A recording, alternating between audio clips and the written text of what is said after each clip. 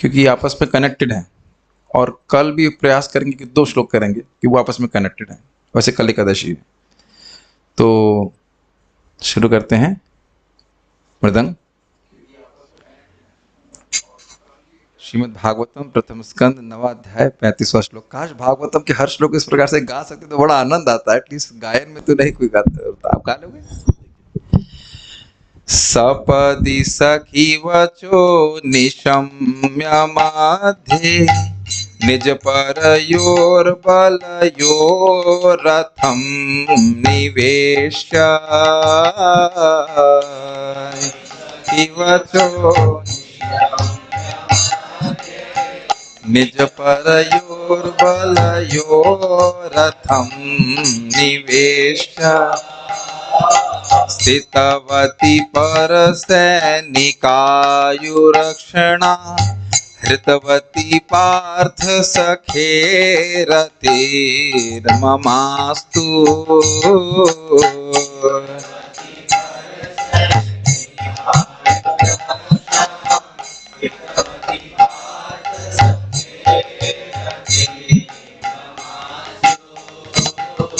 सपदि सखी वचो निशम्य माध्ये निज परयोर्बलयोरथं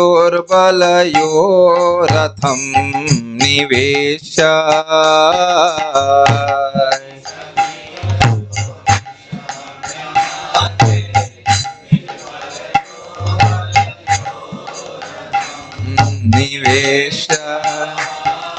स्थितवती परसैनिकायुरक्षणा हृतवती पार्थ सखेरतिर्ममास्तु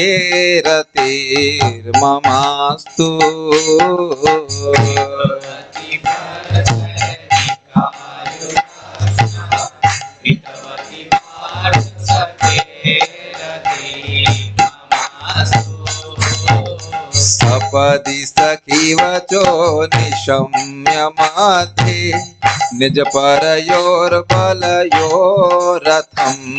निवेश्य सखी वचो निशम्य माध्ये निज परयोर्बलयोरथं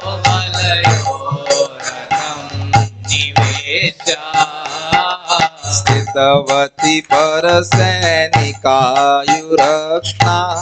हृतवती पार्थ सखेरतिर्ममास्तु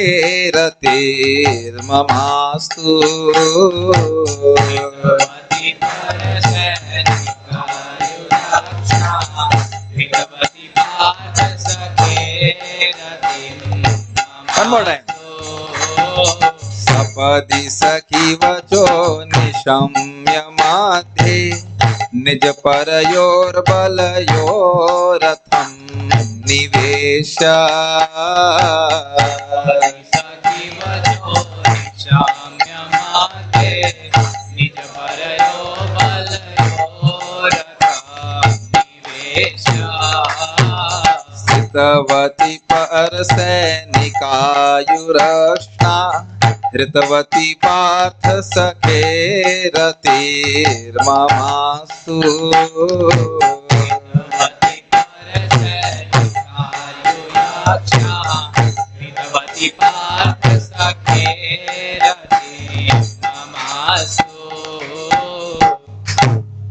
तो मुख्य वाक्य है पार्थ सखे रतिर्ममा अस्तु। वैसे देखिए इसमें भीष्म तो आया नहीं है शब्द, तो जब आप गा रहे हैं तो ये आपके ऊपर घटित नहीं होगा। आज मैं सुबह सोच रहा था, ये प्रार्थना बार बार हो रही है कि पार्थ सखे रतिर्ममास्तु, तो क्या यह श्लोक हमारे हृदय से नहीं आ सकता है? कुछ समझ रहे हैं? पार्थ सखा में मेरी रति हो, ये तो आप हर व्यक्ति बोल सकता है ना। इसमें तो स्त्रीलिंग और पुल्लिंग का भेद भी नहीं है। मेरी मतलब स्त्री भी बोल सकती है, पुरुष भी बोल सकते हैं। अभी आप कैसे गा रहे हैं? आप ऐसे गा रहे हो कि भीष्मदेव गा रहे हैं, लेकिन अभी आप एक बार फिर से गाते हैं। अब ऐसे गाइए कि आप बोल रहे हैं, ठीक है? सपदि सखी वचो निशम्य माध्ये निज परयोर्बलयोरथं निवेश्य सखी वचो निशम्य माध्ये निज परयो बलयो रथं निवेश्य स्थितवती परसैनिकायुरक्ष्णा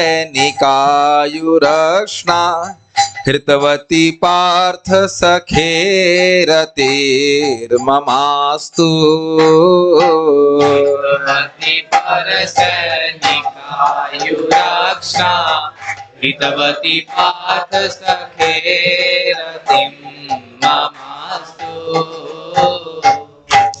लगता है इसी को बोलते रहे पूरा टाइम। किसी कितना आप देख रहे हैं कितने एडिक्टिव श्लोक हैं ये। एडिक्टिव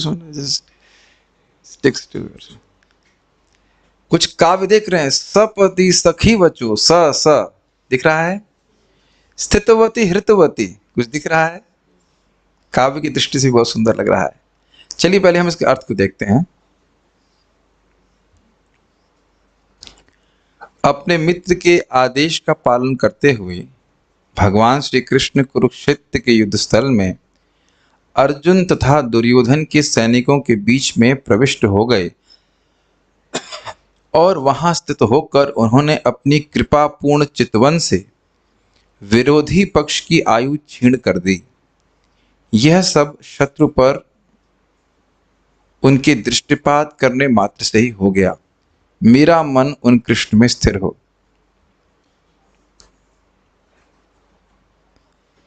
सपदी का अर्थ होता है तत्क्षण एवं, उसी समय।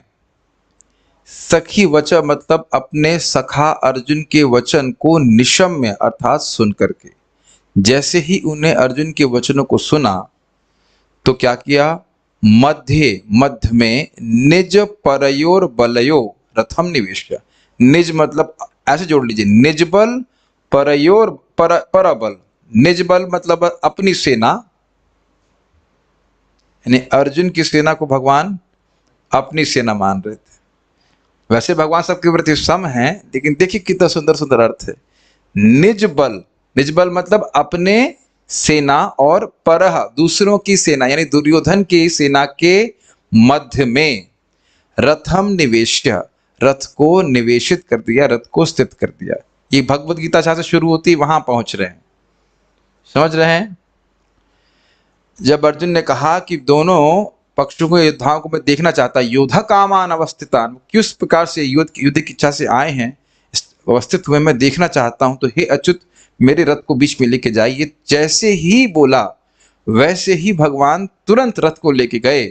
अर्थात ये उनके भक्त वात्सल्य को सूचित करता है वो भगवान, लेकिन सेवक की तरह तुरंत आज्ञा मान कर रहे हैं। ये नहीं पूछ रहे क्यों युद्ध करना आए हो, अब इसे पढ़ने की क्या जरूरत है, दोनों की तरफ देखने से क्या करोगे, युद्ध नहीं करना है क्या, ऐसा कोई प्रश्न भगवान ने नहीं किया। तो ये सपदी शब्द की विशेषता है, समझ रहे हैं। सपदी मतलब तुरंत। स्थितवती मतलब रथ पे स्थित थे, वहां पे स्थित होकर के पर सैनिक आयु दूसरे पर मतलब दूसरे सैनिकों की आयु को अक्षणा देख रहे हैं। देखो ये भीष्मदेव हैं, ये द्रोणाचार्य हैं। देखो भगवत गीता है यहाँ पे, फोन में दिखा सकते हैं जरा, भगवान किस प्रकार से कुछ बोल रहे हैं। देखो जब भगवान कुछ बोलते हैं कि देखो देखो ऐसे करके, संस्कृत है इसमें केवल। Observing the army in the battlefield.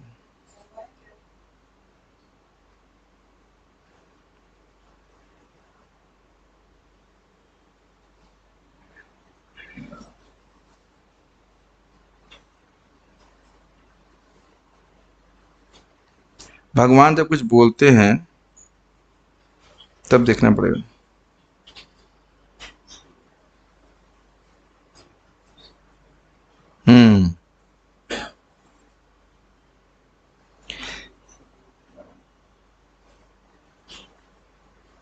यहाँ पे है 24वें श्लोक में है, एवं मुक्तो ऋषिकेशो गुडाकेशन भारता सेनयोर भयोर मध्य स्थापयित्वा रथोत्तमम। भगवत गीता अगर होती तो बहुत अच्छी रहती, नहीं तो चलिए कोई बात नहीं, ठीक है कोई दिक्कत नहीं। हाँ बस ये देखिए 25वें श्लोक में बोलते हैं, भीष्म द्रोणः प्रमुखतः सर्वेषां च महिक्षिताम् उवाच पार्थ पश्यतान् संवेतान् कुरुनिति। तो भगवान यहाँ बोल रहे हैं कि देखो सारे जितने भी गुरु यहाँ इकट्ठे हुए हैं इनको देखो। तो यहाँ चक्रवर्ती पाद टीका में कहते हैं ये देखो भीष्म, ये देखो द्रोण। तो जब भगवान इस प्रकार से ईक्षण कर रहे हैं सभी के ऊपर, तो उनकी हृतवती, उनकी आयु को भगवान ने छीन लिया। मतलब अब उनकी मृत्यु निश्चित थी। ऐसे पार्थ सखा में मेरी रति हो, पार्थ सखा सखे, पार्थ सखा में रतिर ममास्तु, मेरी रति हो। ये कह रहा है, नहीं समझ में आ रहा है? अब हम अन्वय को देखें तो समझ में आ जाएगा। अन्वय, सखी वचो, अपने मित्र अर्जुन की बातों को, क्या बात है वो भी सुनेंगे भी हम, कि 24वें श्लोक में अर्जुन क्या बोल रहे हैं उससे समझ में आ जाएगा। भगवान को एकदम एक, क्योंकि रथी हैं और भगवान है सारथी, तो बिल्कुल ऑर्डर दे रहे हैं। और उसको क्या कहते हैं,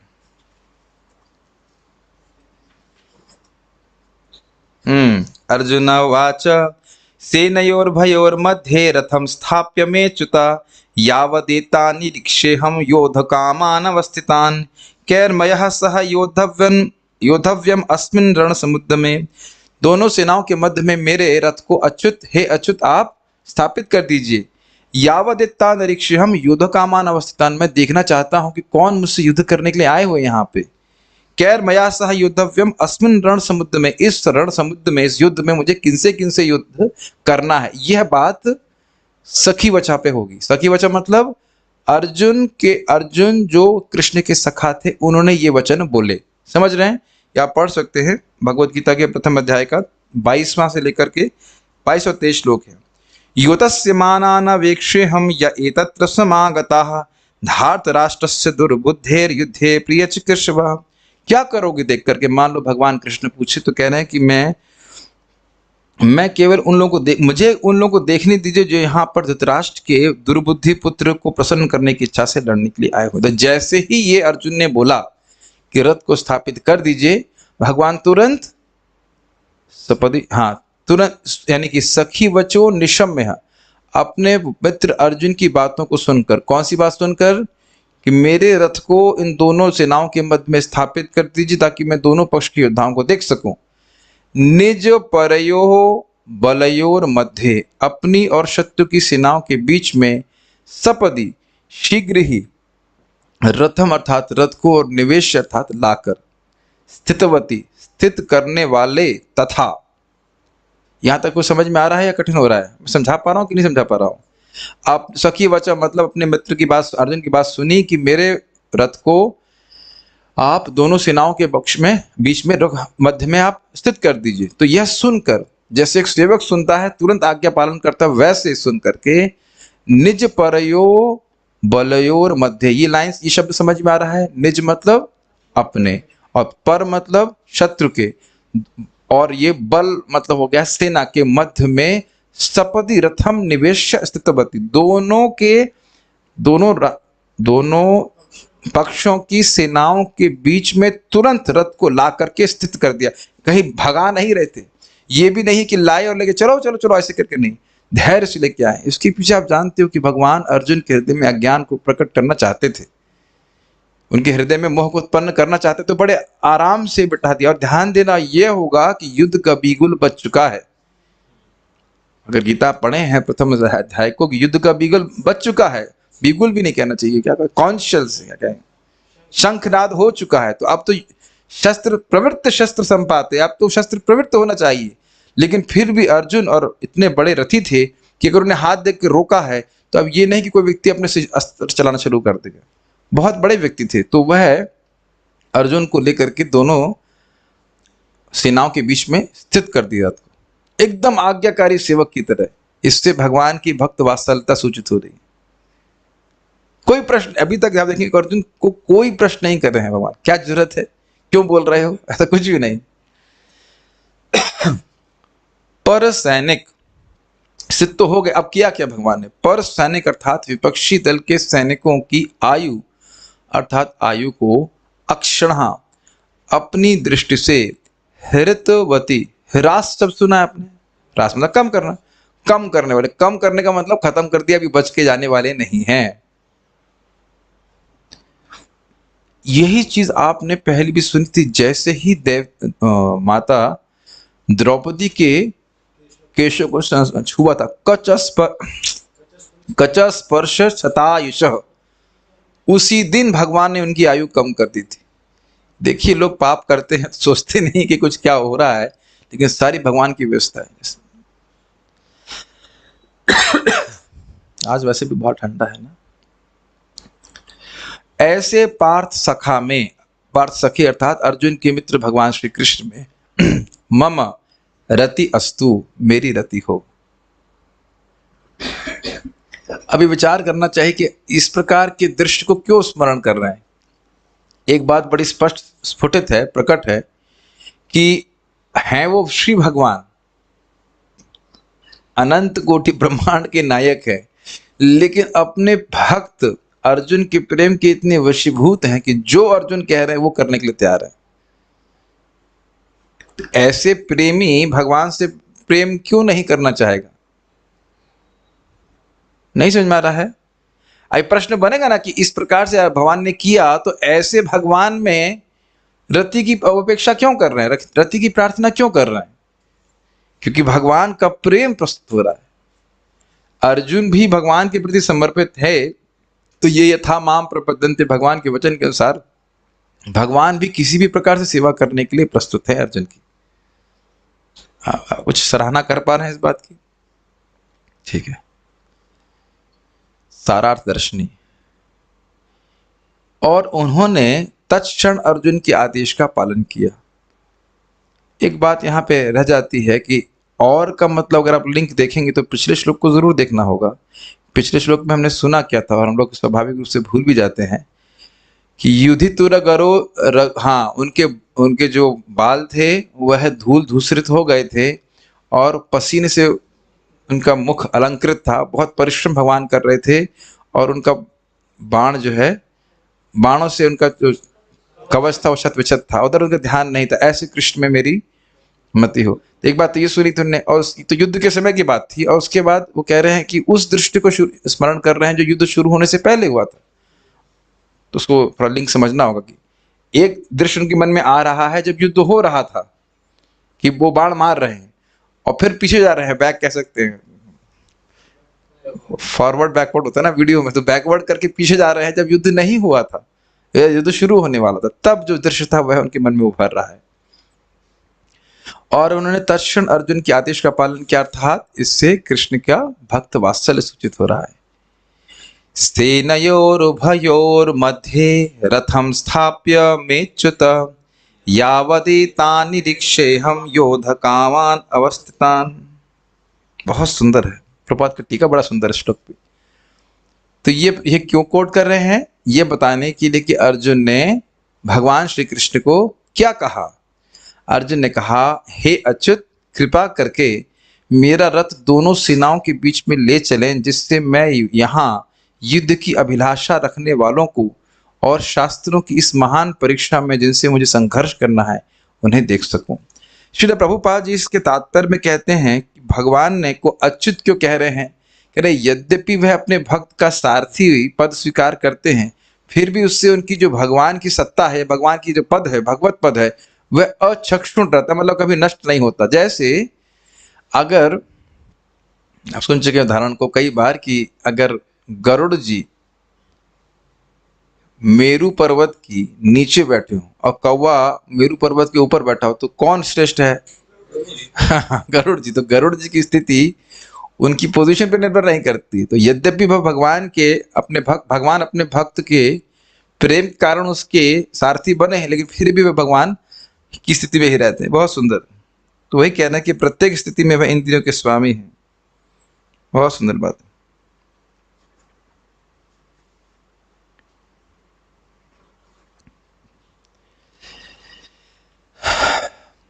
पर अर्थात दुर्योधन के सैनिकों की अक्षणा, अक्ष मतलब आंखें, अक्षणा मतलब आंखों के द्वारा, अर्थात उनकी दृष्टि मात्र से अर्जुन को प्रदर्शन करने के बहाने से कि यह भीष्म है, यह द्रोण है, यह कर्ण है।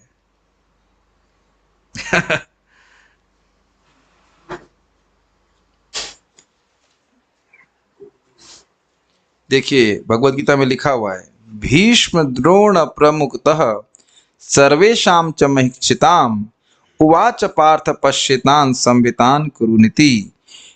भीष्म द्रोण तथा विश्व भर के अन्य समस्त राजाओं के सामने भगवान ने कहा कि हे पार्थ, यहाँ पर एकत्र सारे कुरुओं को देखो। समझ में आ रहा है कुछ?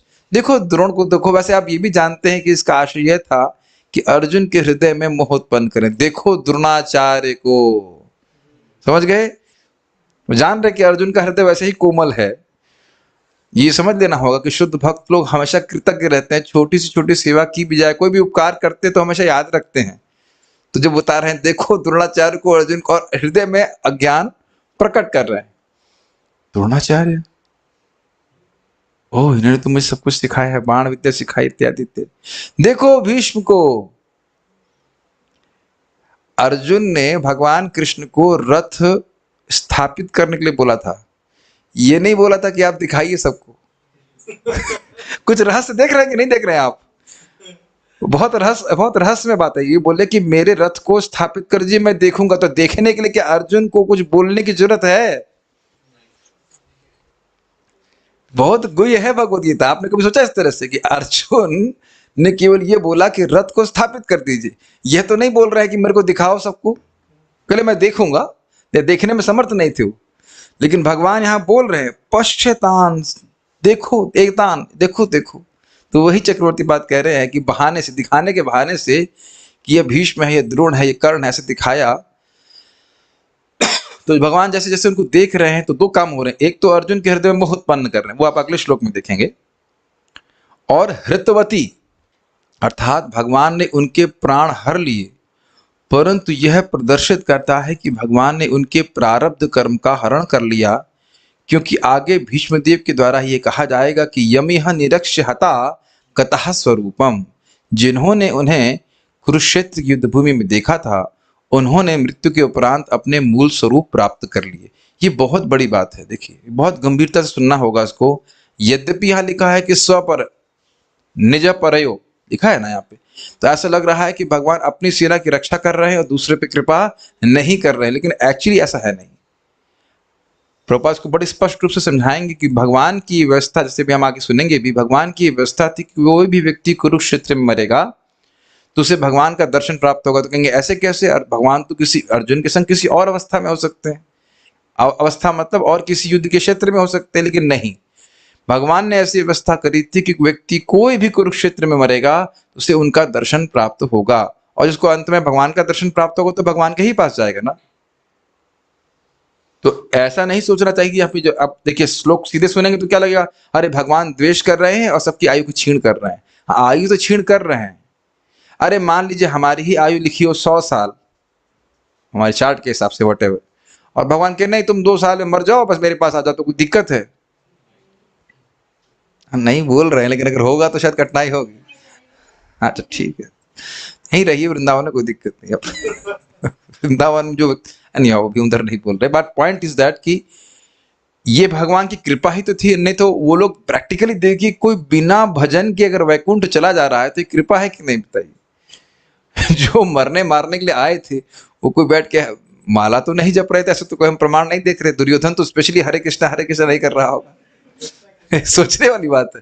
तो ऐसा लगता है कि भगवान, अब देखिए ये बात अगर हम नहीं समझेंगे तो लगेगा कि भगवान जो है पॉलिटिक्स कर रहे हैं और केवल अर्जुन के मित्र हैं, बाकी से द्वेष कर रहे हैं, लेकिन एक्चुअली द्वेष नहीं कर रहे हैं, वो सभी पे कृपा कर रहे हैं। बहुत ध्यानपूर्वक हमको सुनना होगा तात्पर्य प्रभुपाद जी का।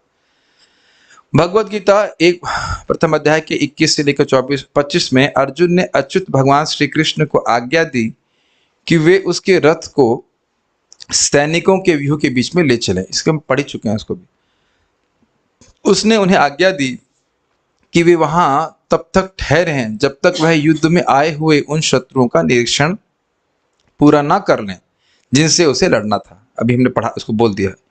जब भगवान से यह कहा गया तो उन्होंने झट से वैसा कर दिया मानो वे कोई आज्ञा पालक हो। ठीक है, हम लोग को विशेष लगता नहीं इस बात, लेकिन भगवान इस प्रकार से आज्ञा पालन कर रहे हैं। कितने आश्चर्य की बात। पहली बात तो सारथी बने हैं, यही बहुत आश्चर्य की बात है, और वह भी आज्ञाकारी सारथी बने हैं। ये बहुत आश्चर्य की बात है। भगवान ने विपक्षी दल के सभी महत्वपूर्ण व्यक्तियों की ओर संकेत करते हुए कहा, ये रहे भीष्म, देखिए टीका से प्रभावित हो रहे, ये रहे द्रोण इत्यादि इत्यादि। परम पुरुष होने के कारण भगवान न तो किसी की आज्ञा पालक है, न संदेशवाहक, चाहे वह जो भी हो, लेकिन अपने भक्तों पर अहेतु की कृपा तथा वत्सलता के कारण कभी कभी वे अपने भक्त के आदेश का पालन एक तत्पर दास की तरह करते हैं। तो ये श्लोक क्या द्योतित कर रहा है, बताइए कौन सा गुण भगवान का प्रकट कर रहा है? दास्य भाव, भक्त वात्सल्य। और इसीलिए भीष्मदेव प्रार्थना कर रहे हैं कि ऐसे पार्थ सखा में जो अपने अपने भक्तों से इतना प्रेम करते हैं, उनमें मेरी रति हो। क्लियर समझ में आ रहा है श्लोकाश? ठीक है। ये सब सुनना हमारे लिए बहुत जरूरी है, तभी तो हम भक्त बनने का प्रयास करेंगे। काश हम भी भक्त बने और फिर भगवान हमसे भी इस प्रकार से प्रेम का दान प्रदान करेंगे। ठीक है ना? ये सब बारंबार सुनना इसलिए जरूरी है, मेरी बात शायद कोई तो सुन ले, कि हम जब करते समय भी इस लालसा से युक्त रहें कि हरि नाम कृष्ण उच्चारण के द्वारा हमें भगवान के चरणों में रतिर ममास्तु, मेरी रति हो जाए। नौकरी ममास्तु, स्त्री ममास्तु इत्यादि ना हो। Does it make sense? मुक्ति ममास्तु ना। संस्कृत में प्रवचन नहीं कर रहा हूं, मैं खाली बोल रहा हूं कि रति के अलावा और कुछ भी ममास्तु नहीं होना चाहिए। कृष्ण भक्ति को प्राप्त करने के लिए एकमात्र योग्यता है लालसा, जैसे कि हम यहां पे भीष्मदेव के संग में देख रहे हैं। जन्म कोटि सुकृतिर एवं नैव लभ्यते, करोड़ों करोड़ों जन्म की सुकृति के द्वारा भी प्राप्त नहीं होगा। केवल सुकृति इकट्ठे करने नहीं आए हैं। Does it make sense? It's a very very important point you to understand. प्रेम इस प्रकार का हो, इस एस्पिरेशन, इस लालसा के संग भजन करना चाहिए। मई भावो न कीर्तनात्, ये बात भगवान स्वयं बोल रहे हैं कि मेरे जो प्राप्ति होती है, चार मुख्य बातें: श्रवण करना, मेरे विग्रह की सेवा करना, मुझ पे ध्यान करना, और मई भावो न कीर्तनात्, मुझको प्राप्त करने की लालसा से युक्त कीर्तन। Is it not simply Hare Krishna kirtan, I mean obviously it's powerful, but मई भावो न कीर्तनात् ये शब्द है, ये एग्जैक्ट शब्द है। गोपियों को भी बोले हैं और ब्राह्मण पत्नी को बोले कि कीर्तन कर रहा है, हरे कृष्णा कीर्तन कर रहा है, उससे लालसा क्या है, क्या चाहता है उससे?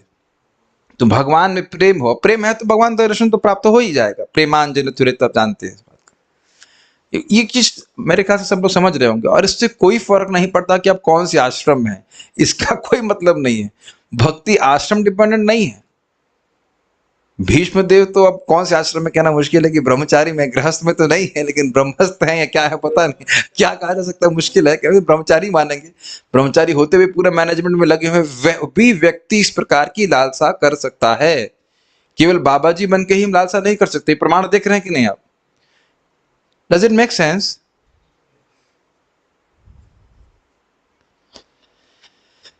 जैसे चैतन्य महाप्रभु ने जिस ब्राह्मण का वो भोजन खा लिया था ना रात में, 3 बार बेचारे को बनाना पड़ा था, तो महाप्रभु कहते हैं कैसे आदमी हो तुम? मतलब ऐसे तो नहीं बोला, कैसे व्यक्ति हैं आप मुझे बुलाते हो खाने के लिए, अब जब खा लेता हूं तो हाय हाय करते हैं।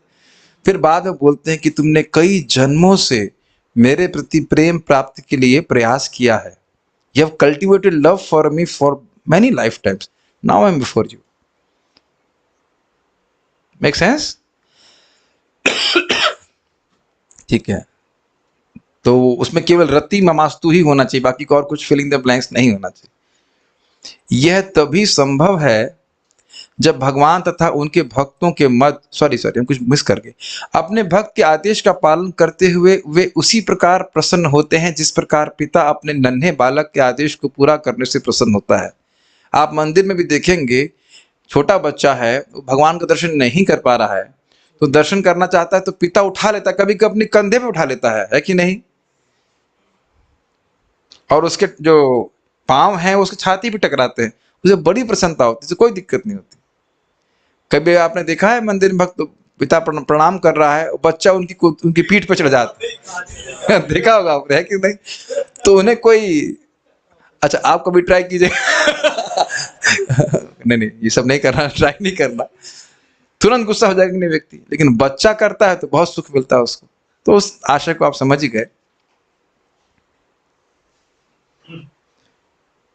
कुछ कुछ भगवान का प्रेम तो समझ में आ रहा है, लेकिन अर्जुन का कितना प्रेम होगा भगवान कृष्ण से, किस प्रकार से आज्ञा दे रहे हैं, ये समझ में मेरे को नहीं आ पा रहा है।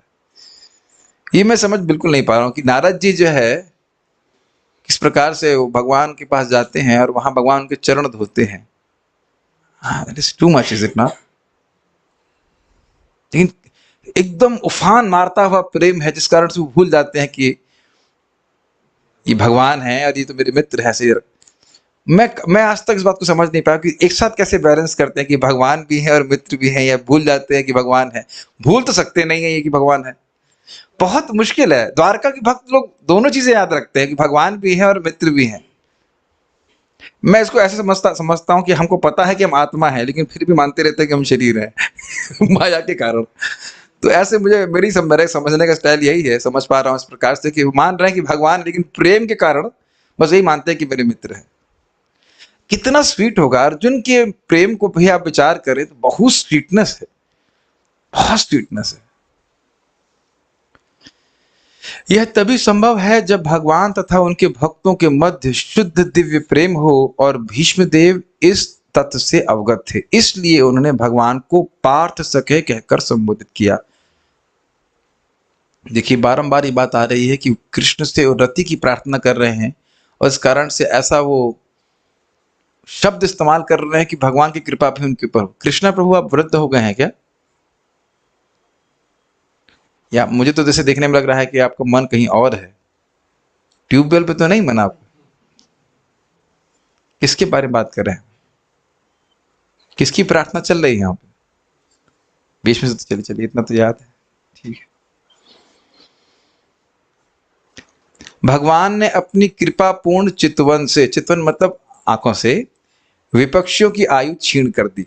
कहा जाता है कि कुरुक्षेत्र के युद्ध क्षेत्र में सम्मिलित सारे योद्धाओं को मोक्ष लाभ हो सका, क्योंकि मृत्यु के समय उन्होंने साक्षात भगवान का दर्शन किया था। इस पे महाराज बड़ा अच्छा बोलते हैं, कहते हैं कि कोई व्यक्ति मान लो किसी गुंडे को बोले, जो गुंडा सबको परेशान कर रहा है, उसको 2 चांटे मारेगा, चलो हमारे लिए फ्लैट बनाए, वहां जाकर रहो, तो आप उसे कृपा कहेंगे कि आप उसको द्वेष कहेंगे? बताइए। अब पूतना नामक गुंडी को भगवान मारे, लेकिन अपना धाम दिए कि नहीं? बताइए, कृपा है कि ये द्वेष है? तो अब यहाँ पे जिन लोगों का कोई चांस नहीं था मुक्त होने का, उनको भगवान बुला करके मरवा दिए और मुक्ति दे दी, तो भगवान की कृपा ही हुई ना। यही प्रबात कह रहे हैं। अतएव अर्जुन, तो सोचिए जब इस प्रकार की कृपा अपने तथाकथित शत्रुओं पे कर रहे हैं, तो आप जीवन भर नाम जप करेंगे, उनको भोग लगाएंगे, उनको प्रणाम करेंगे, तो आपकी क्या गति होगी? क्या मतलब समझ रहे ना? ये बारंबार याद रखना चाहिए, तभी हम भक्ति में जीवित रहेंगे, चाहे किसी भी आश्रम में हो। बारंबार याद रखिए कि शत्रुओं पे जब भगवान इतनी कृपा कर रहे हैं, जो उनसे कृपा की कोई अपेक्षा नहीं कर रहे, तो अगर हम रोज जप करेंगे, भक्ति करेंगे, प्रणाम करेंगे, भोग लगाएंगे, भगवान जैसा चाह रहे वैसा एग्जैक्टली करेंगे, तो कृष्ण के पास क्यों नहीं पहुंचेंगे? ये एक बार नहीं सुनेंगे कि बार बार माया बोलेगी, पहुंचेगा तू पहुंचेगा, शक्ल देखिए अपनी you will go back to God. What do you think? You are so fallen. बारंबार, अब गलत तो नहीं बोल रहा हूं, माया बार बार यही संदेह करती है कि तुम नहीं पहुंच पाओगे, भले ही बाकी लोग पहुंच जाए, तुमसे तो कोई उम्मीद नहीं, ऐसे करके कांस्टेंट माया की यही प्रीचिंग रहती है कि तुम नहीं पहुंच सकते, तुम नहीं पहुंच सकते।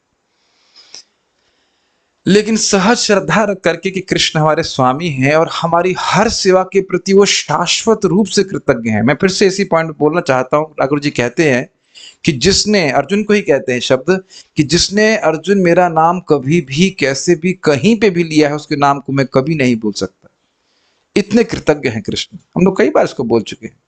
आदि पुराण में भगवान इस बात को बोलते हैं, सच्चिदानंद महाराज बोलते हैं। कितना एक छोटी सी सेवा, छोटा तो नहीं मानते, मतलब हरिनाम उच्चारण करना, तो ये बातें सुन करके व्यक्ति को सहज रूप से भगवान की सेवा करने की इच्छा होगी ना। अतएव अर्जुन के शत्रुओं की आयु को छीन करने का अर्थ यह नहीं होता कि कृष्ण अर्जुन का पक्ष ले रहे थे। वस्तुतः वे विपक्षियों पर कृपालु थे। वे, ऐसा कहना चाहिए, वस्तुतः वे विपक्षियों पर भी कृपालु थे।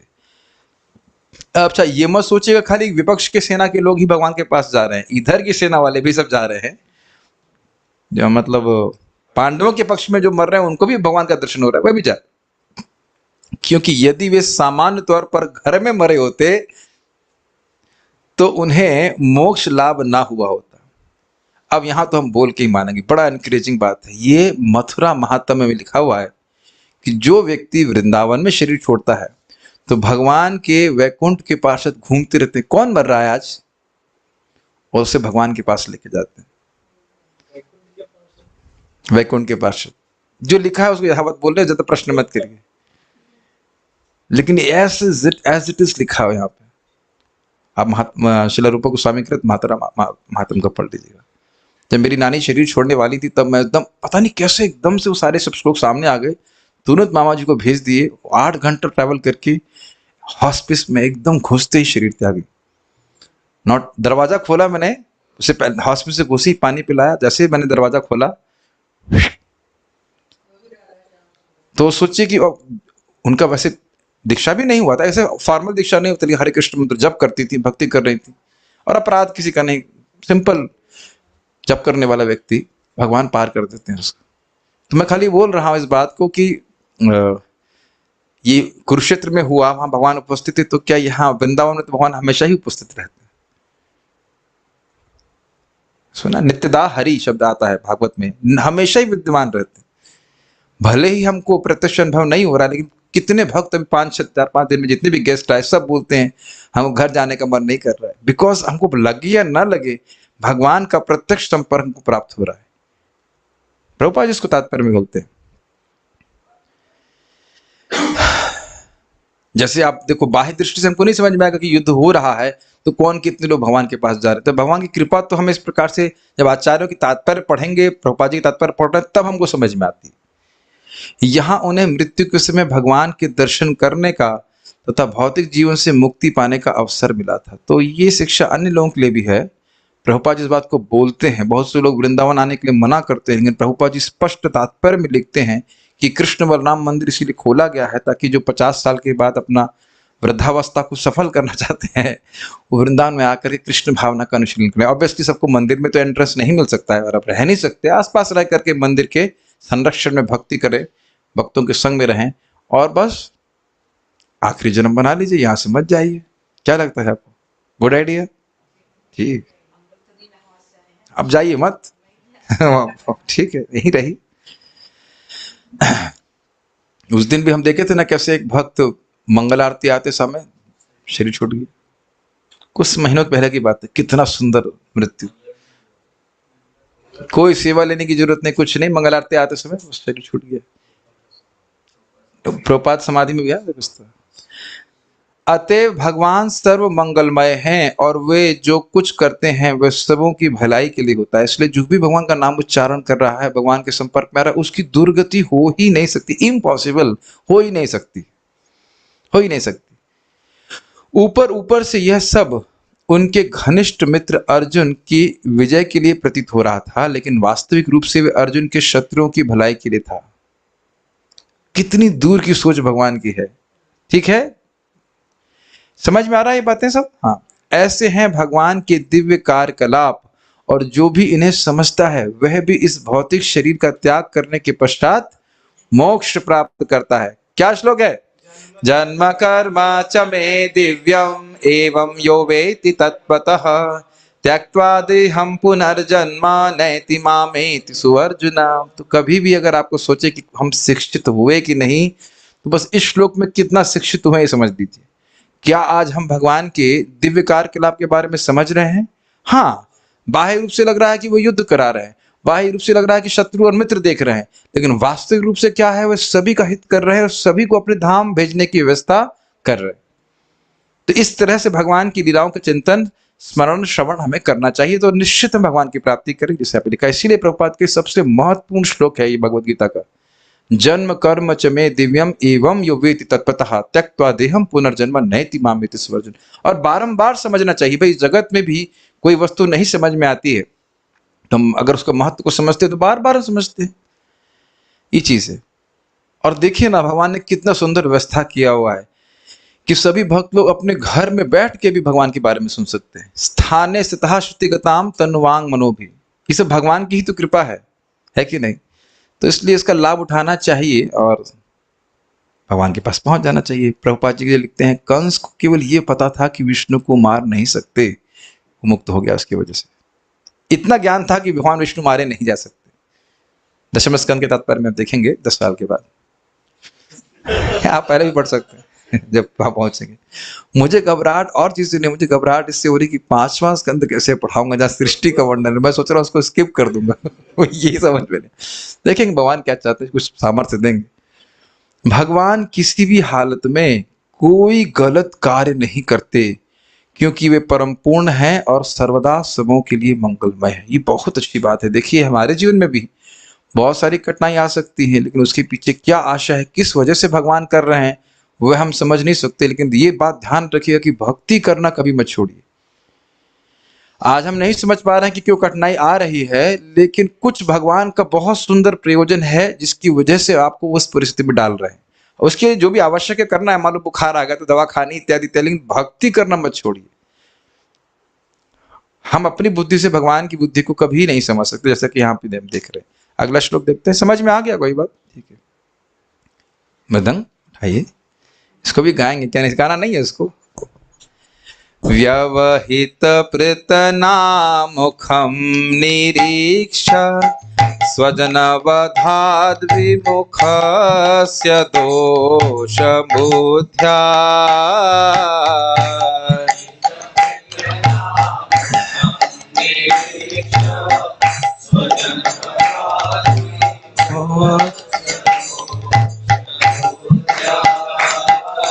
कुमतिमहरदात्मविद्ययायश्चरणरतिः परमास्य तस्य मेस्तु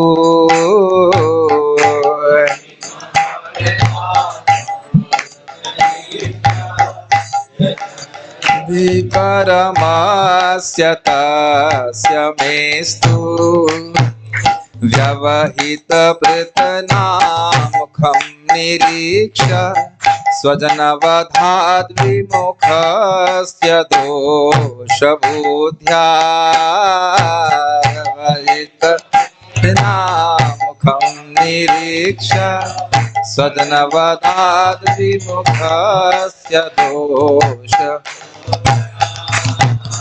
कुमतिमहरदात्मविद्ययायश्चरणरतिः परमास्य तस्य मेस्तु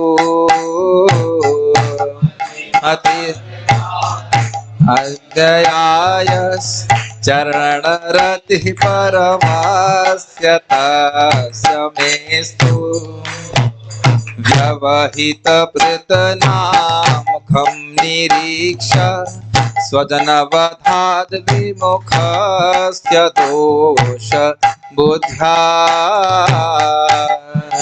प्रतनामुखम निरीक्ष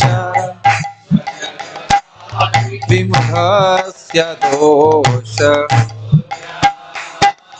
कुमतिमहरदात्मविद्ययायश्चरणरतिः परमास्य तस्य मेस्तु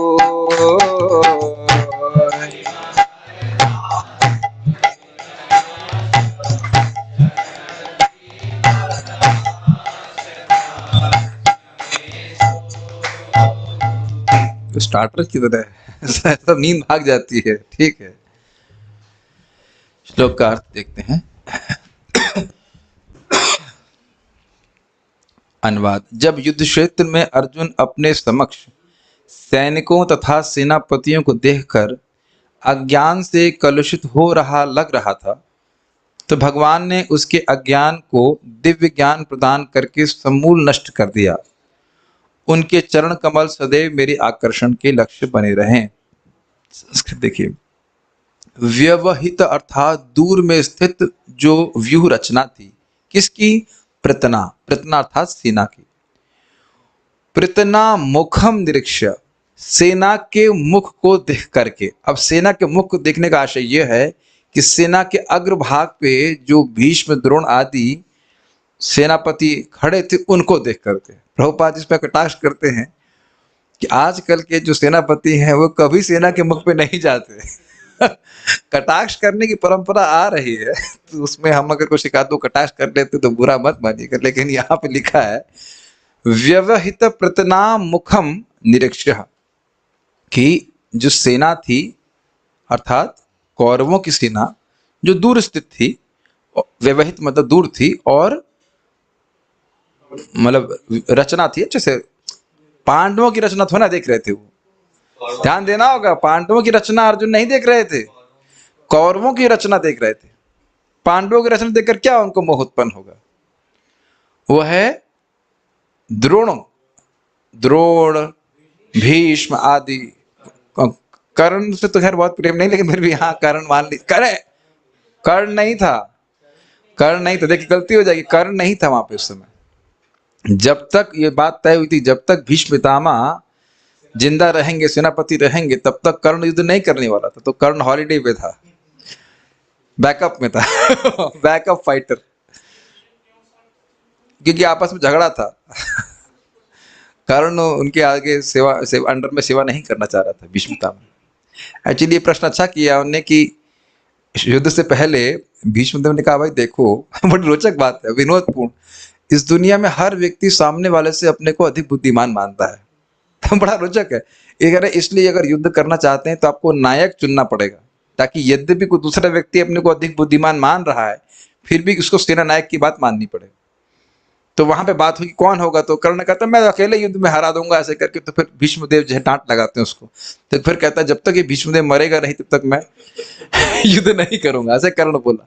तो कर्ण युद्ध नहीं कर रहा था, लेकिन आप समझ रहे हैं कि ये भीष्मदेव को तो समझ रहे हैं। व्यवहित प्रतना मतलब जो सेना की व्यूह रचना थी और सेना दूर थी कौरवों की, उनके मुख निरीक्षण मतलब वहां पे जो सैनिक थे और जो स्पेशली जो उनके गुरुजन इत्यादि थे, उनको देख करके निरीक्षण। स्वजन वधाद विमुखस्य, स्वजन मतलब अपने जन, वधाद मतलब वध से, विमुखस्य विमुख समझते हैं, मुख को घुमा लेना, कि वह अर्जुन देख करके अपने स्वजनों को, अपने स्वजनों के वध से विमुख हो गए थे। अब ध्यान दीजिए, युद्ध से विमुख नहीं हुए थे, बड़ी रोचक बात है, युद्ध से विमुख नहीं हुए थे, वो स्वजनों का वध होगा इससे विमुख हो गए थे। कुछ अंतर समझ रहे हैं? ऐसा नहीं था क्षत्रिय भाव कुछ कम था, युद्ध से डर रहे थे, युद्ध से नहीं डर रहे थे। उस युद्ध के द्वारा, क्योंकि उनका हृदय बहुत कोमल था, वह जगत से निरासक्त थे। वो प्रभुपाद की व्याख्या करते हैं, अर्जुन शुद्ध भक्तों को जगत में कोई आसक्ति नहीं होती, आप जानते हैं, शांत रस। तो ये तो साख्य रस में, तो जगत में कोई आसक्ति नहीं, तो अब कह रहे हैं इसके लिए क्या स्वजनों का वध करना है। तो इससे उनकी दोष बुद्धि होगी, मतलब ये तो बहुत बड़ा पाप लगेगा। अहो बत महत पापम कर्तुम व्यवस्था वयम यद राज्य सुख लोभेना कर्तुम स्वजनम उद्यता। अरे हम अपने राज्य के लोभ के लिए अपने ही स्वजनों को मारने के लिए का बड़ा पाप कर रहे हैं, ये तो बड़ी खराब बात है।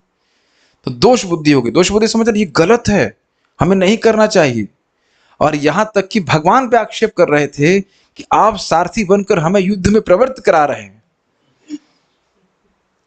हम लोग पाप कर रहे हैं, मतलब आपके होते हुए भी मूर्तिमान आप नहीं समझ रहे हैं इसको। आगे भी दूसरे धर्म में अरिसूदन कहते हैं, अरे आप अरिसूदन हो, आपने शत्रुओं को मारा है, कभी अपने गुरुजनों को तो नहीं मारा, गुरुसूदन तो नहीं है ना आप, ऐसे आचार्यों ने टीका करी है। हाँ, नाना को नहीं मारा है ना, गुरु को तो कभी नहीं मारा, आप कैसे बोल रहे हैं? बाकी जगह वहां पे एक टीका में उनको अर्जुन कहते हैं, जनार्दन है आप तो लोगों को मारने वाले हैं ही, तो आप ही मार दीजिए, मैं चलता हूं ऐसा करके बोलते। तो दोष बुद्धि हो गई थी, तो उस दोष बुद्धि के कारण कुमति हो गई थी। मति का मतलब मानना और कुमति मतलब गलत मान्यता। अब कुमति क्यों कह रहे हैं?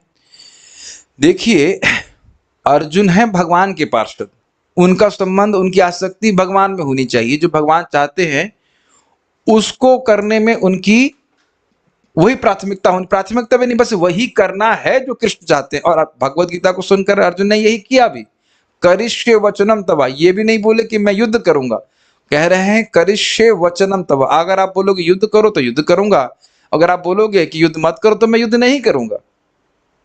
Does it make sense? This defines a pure devotee. जो कृष्ण कह रहे हैं वो करना है। कृष्ण ने भोग लगाने के लिए बोला है, करेंगे। कृष्ण ने हरे कृष्णा करने के लिए बोला है, जप करने के लिए बोला है, यज्ञ नाम जप यज्ञस्मि, हम जप करेंगे। समझ रहे हैं? श्रील प्रभुपाद जी के द्वारा हमें कृष्ण की आज्ञा प्राप्त हो रही है, हमें करेंगे। इसमें कुछ सोचना नहीं कि परिवार वाले क्या बोल रहे हैं, ये क्या बोल रहे हैं, वो क्या बोल रहे हैं, वो मतलब नहीं है।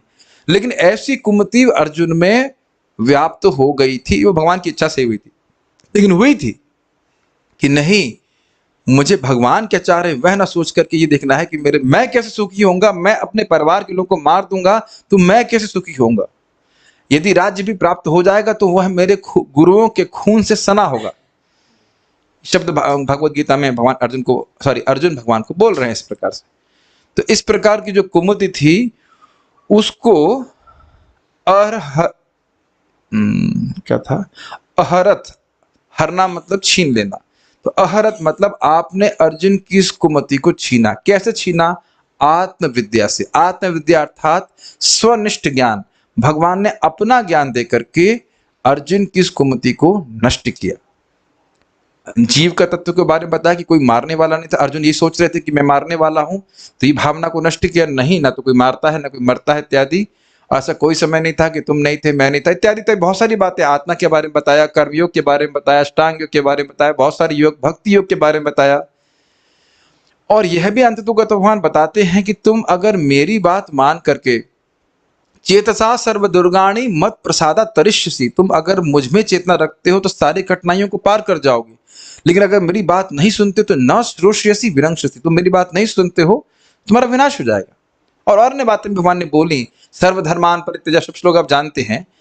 तो इस प्रकार से अपने बारे में ज्ञान देकर कि भगवान कृष्ण भगवान हैं, उन्होंने अर्जुन की कुमति को हरा।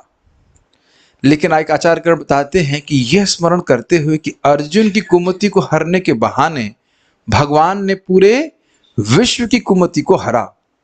तो ऐसे भगवान की कृपालुत्व को स्मरण कर, मतलब कृपालुता के गुण को स्मरण करते हुए भगवान के लिए कह रहे हैं कि चरण रति परमस्य तस्य मेस्तु। यह मतलब जिन भगवान ने आत्मविद्या के द्वारा अर्जुन की कुमति को हर लिया, ऐसे परम भगवान में के चरणों में मेरी रति हो। समझ में आ रहा है? श्लोक कठिन हो रहा है। अन्वय देखिए, व्यवहित अर्थात दूरस्थ, दूर में स्थित। प्रतना अर्थात शत्रुओं की सेना में प्रमुख। मुखम, हमारे मुख को। हमारे मुख मतलब भीष्मदेव कह रहे हैं हम सबके चेहरे को।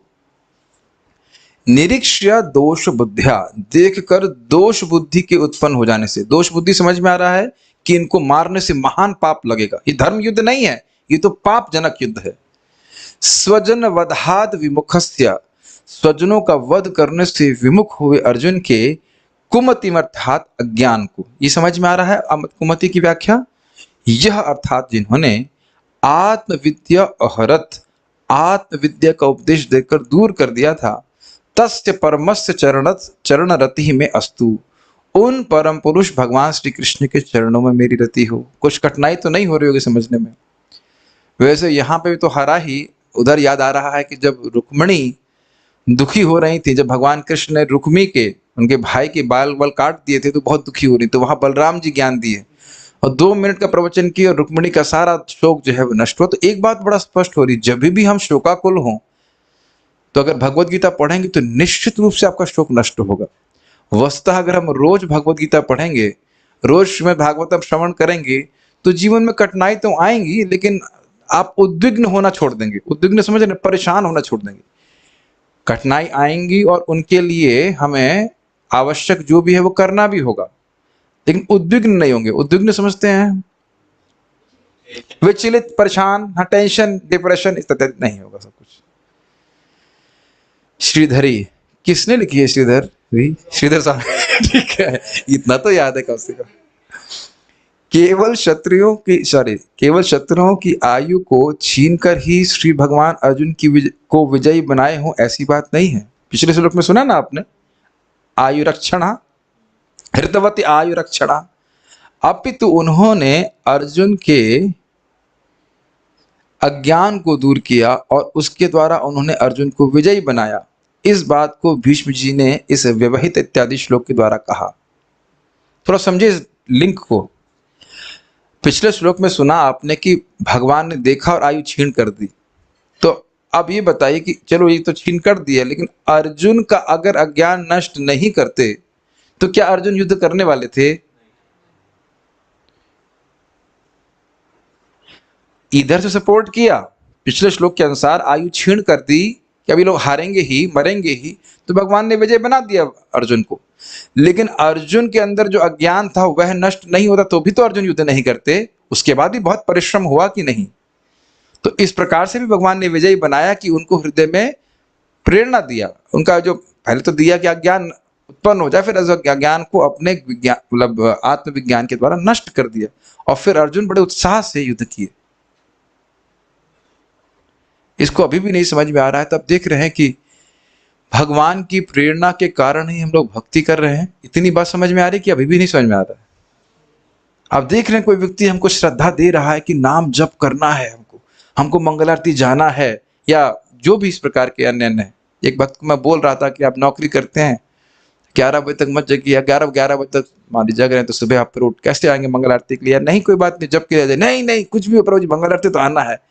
मुझे बड़ा अच्छा लगा सुन करके, देखो भगवान कितना प्रेरणा दे रहे हैं। और नहीं तो किसी को, कुछ लोगों को लगेगा अब भगवान तो रोज ही दर्शन देते हैं, क्या है आज छोड़ भी देंगे तो भगवान थोड़ा ना हमारे हृदय से कहीं चले जाने वाले हैं, ठीक है ना? तो ये भगवान की प्रेरणा अगर से प्रेरणा प्राप्त होती तभी व्यक्ति भक्ति कर पाता है, ठीक है? उन्होंने कहा कि अर्जुन ने जब दूर से ही शत्रुओं को सेना, क्षमा कीजिएगा, कि शत्रुओं की सेना को देखा और उसमें प्रमुख रूप से हम लोगों को देखा, हम लोग का मतलब भीष्म, द्रोण इत्यादि को देखा, तो उसने सोचा कि इन लोगों का युद्ध में वध करना तो महापाप है। दोष बुद्धि का वर्णन कर रहे हैं, बहुत इजी है समझना। उसने भगवान श्री कृष्ण से कहा, भगवान मैं इन लोगों से युद्ध नहीं कर सकता। गीताकार कहते हैं एवं मुक्त्वा अर्जुने संख्य इत्यादि, जो हम श्लोक देख चुके हैं, अर्थात युद्ध के मैदान में श्री भगवान से इस तरह से कहकर अर्जुन रथ के पिछले भाग में जाकर बैठ गए, मैं अब युद्ध नहीं करूंगा। शोक संविघ्न मानसा, शोक से उनका मन आकुल हो गया था। उन्होंने धनुष बाण को रख दिया और उसमें उनका मन शोक से व्याकुल हो गया। इस तरह से सोचना वस्तुतः अर्जुन का अज्ञान ही था। वे सोचते थे कि मैं मारने वाला हूं, इस युद्ध को मैं करने वाला हूं, और जबकि भगवान ने क्या दिखाया था, देखो तुम युद्ध नहीं भी करोगे तो पहले इनको मैं खा रहा हूं, खा चुका हूं, ये तुम चले भी जाओगे तो ये जाने वाले नहीं है यहां से जिंदा।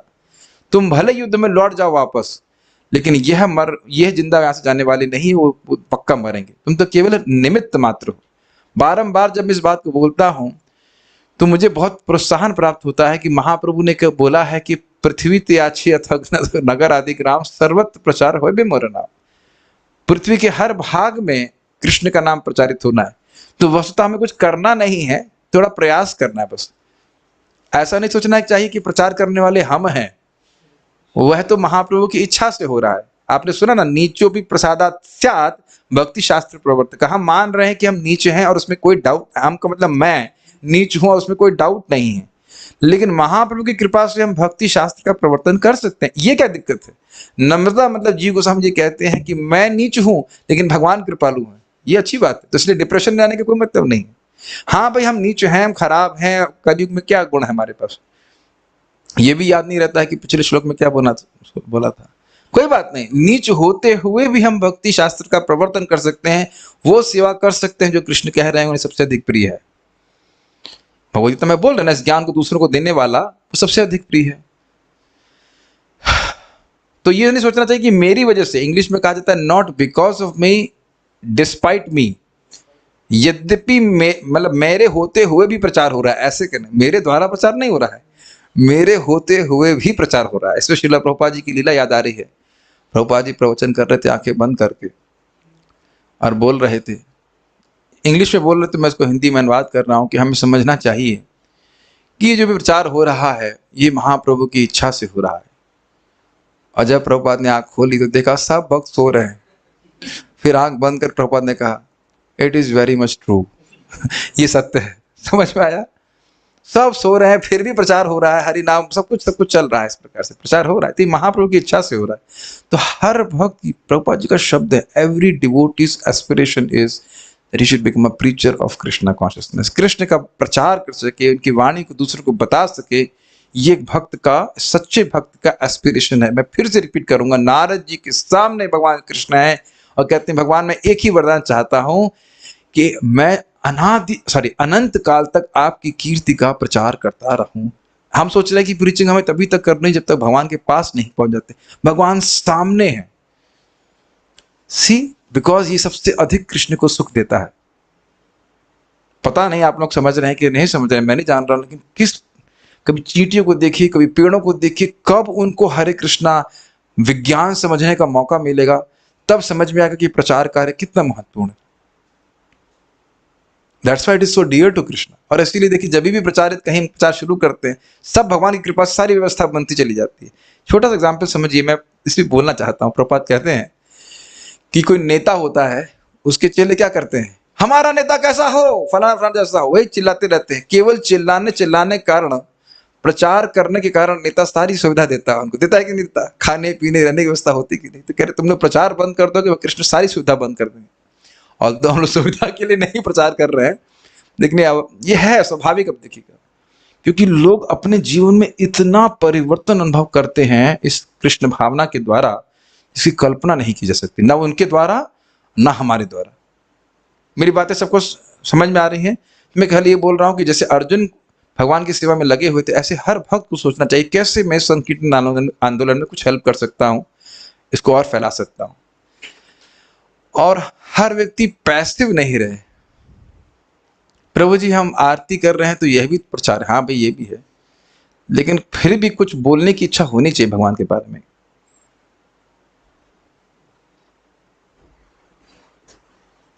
सभी लोग केवल आरती ही घुमा रहे होते तो कौन भगवान के बारे में बोल रहा होता?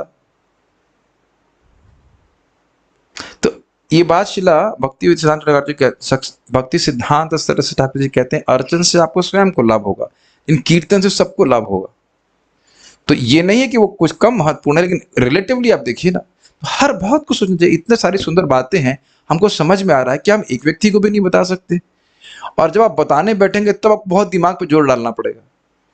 अर्जुन को धनुष बाण करने के लिए ऐसा नहीं था कि बस ऐसे लिया और ऐसे फेंक रहे थे, हाँ क्या आप मेरा बाण स्वीकार करेंगे? उनको भी दिमाग लगाना पड़ रहा था। It's not a place.